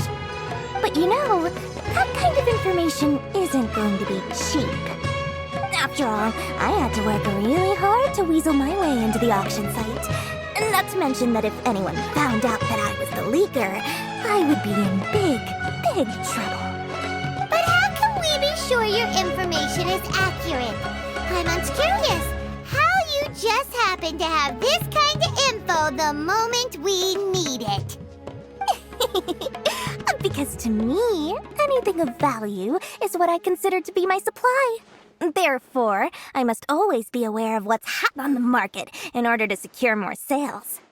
As for the information's authenticity, well, you've no need to worry about that. I used a camera to take a picture of the transaction. That way, no one can dispute it.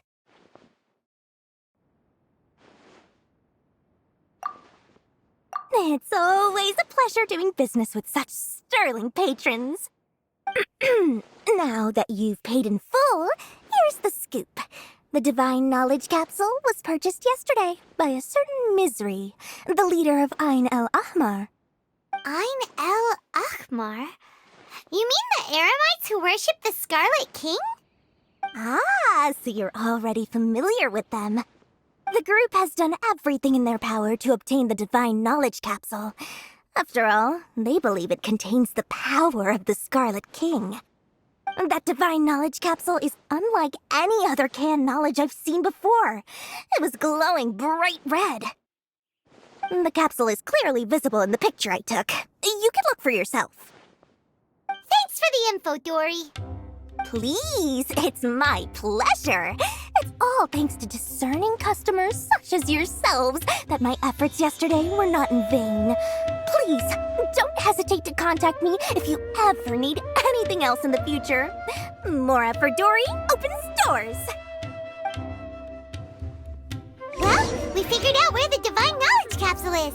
It turns out it ended up in the hands of Ain I'll find you el-Ahmar. your perfect color. Let's head back and talk to Al-Haytham.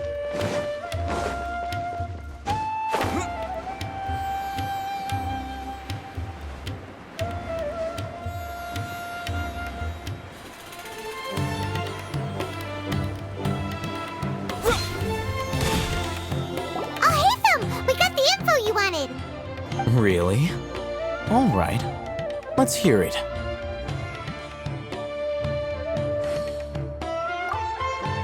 Dory even gave us evidence to verify the intel. Have a look. Huh, look at that. Clear as day. It must have taken some guts just to infiltrate the scene of the Eremites' transaction. But then to get close enough to take a picture like this. Bold move, Dory. Very bold move. All right. The person in this picture is indeed Misery, the leader of Ain al-Ahmar. And the glowing red capsule he's holding appears to be the Divine Knowledge capsule. In which case, if we play our cards right, when we confront them next week, we should be able to force them to show their hand. At first, Paimon didn't get why you were provoking these Ain al-Ahmar guys. But now, it sort of makes sense.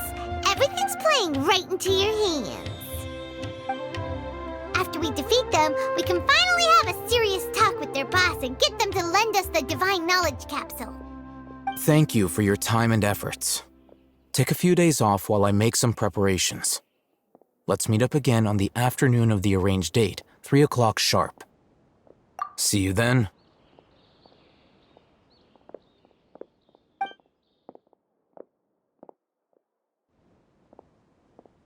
Alhaitham sure is taking his time. Where could he be? Oh, there he is. Sorry to keep you waiting. Let's head to the pier in front of Pharos Lighthouse. Yep, let's go.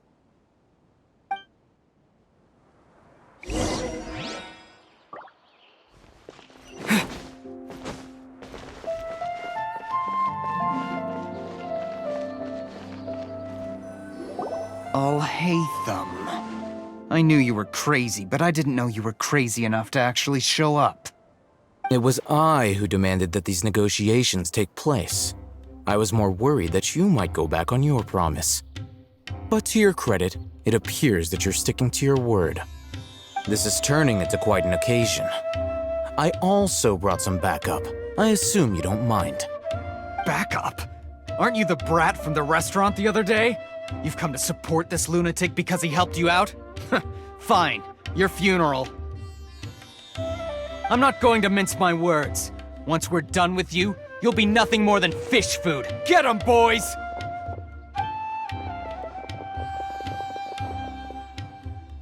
Uh-oh, here they come.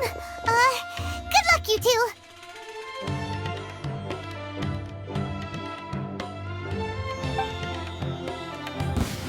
That's close enough. Think you can bully me?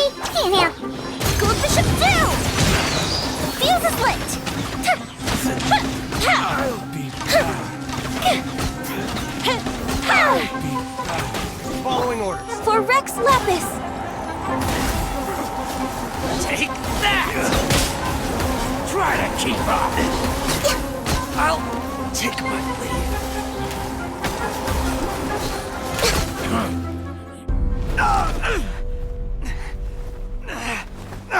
Academia scum!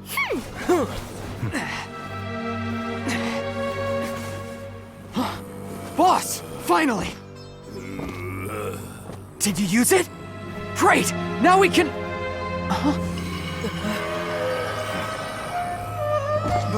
Boss? Boss!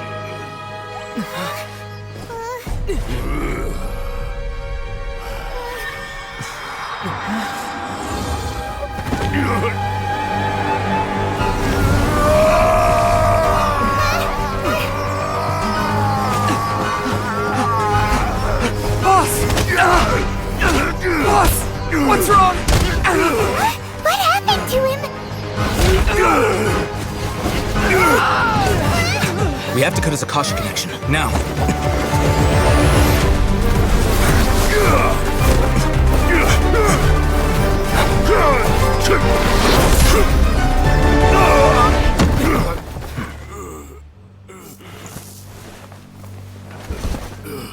Target acquired. Arrest him!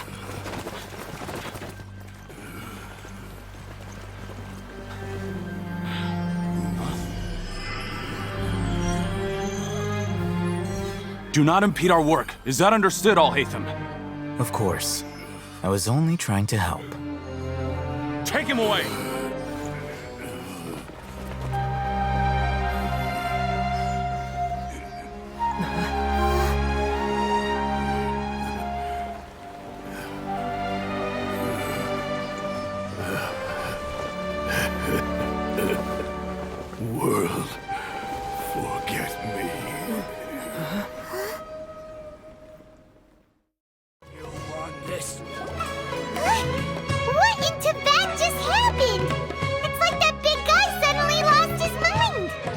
It looks like he used the Divine Knowledge Capsule. You mean the Divine Knowledge Capsule did that to him?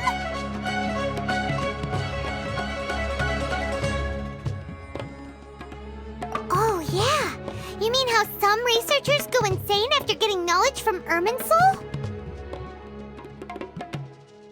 I've heard of numerous incidents of researchers in Satyavada life going insane. The state that man is now in suggests that this is a similar situation. This Divine Knowledge Capsule does appear to be linked to the gods, but beyond that, it doesn't seem anything like the rumors suggest. Possessing it doesn't grant you divine wisdom or power. Did you hear what he said? World, forget me. What could that possibly mean?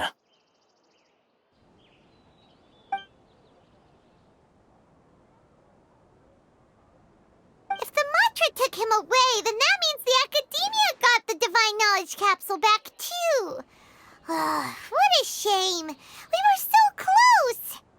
Still, Paimon didn't expect the Divine Knowledge Capsule would be so dangerous. Imagine if we tried to open it. Oh, who knows what would have happened to us? As things stand, there is no reason for me to remain in Port Ormos. I believe our collaboration has also reached its end. Oh, we were so busy trying to find the Divine Knowledge Capsule that Paimon forgot to ask you something. Since you're a member of the Academia, do you have any idea how we can go about meeting Lesser Lord Kusanali? Truthfully, I don't.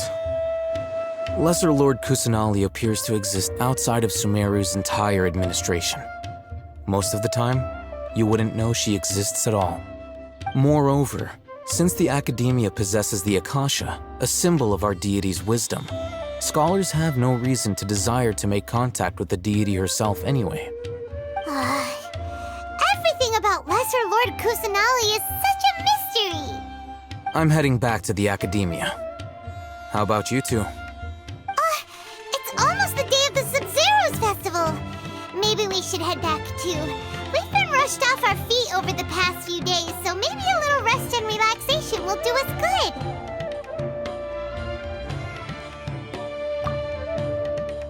Then we'll part ways here, Al-Haytham, until we meet again.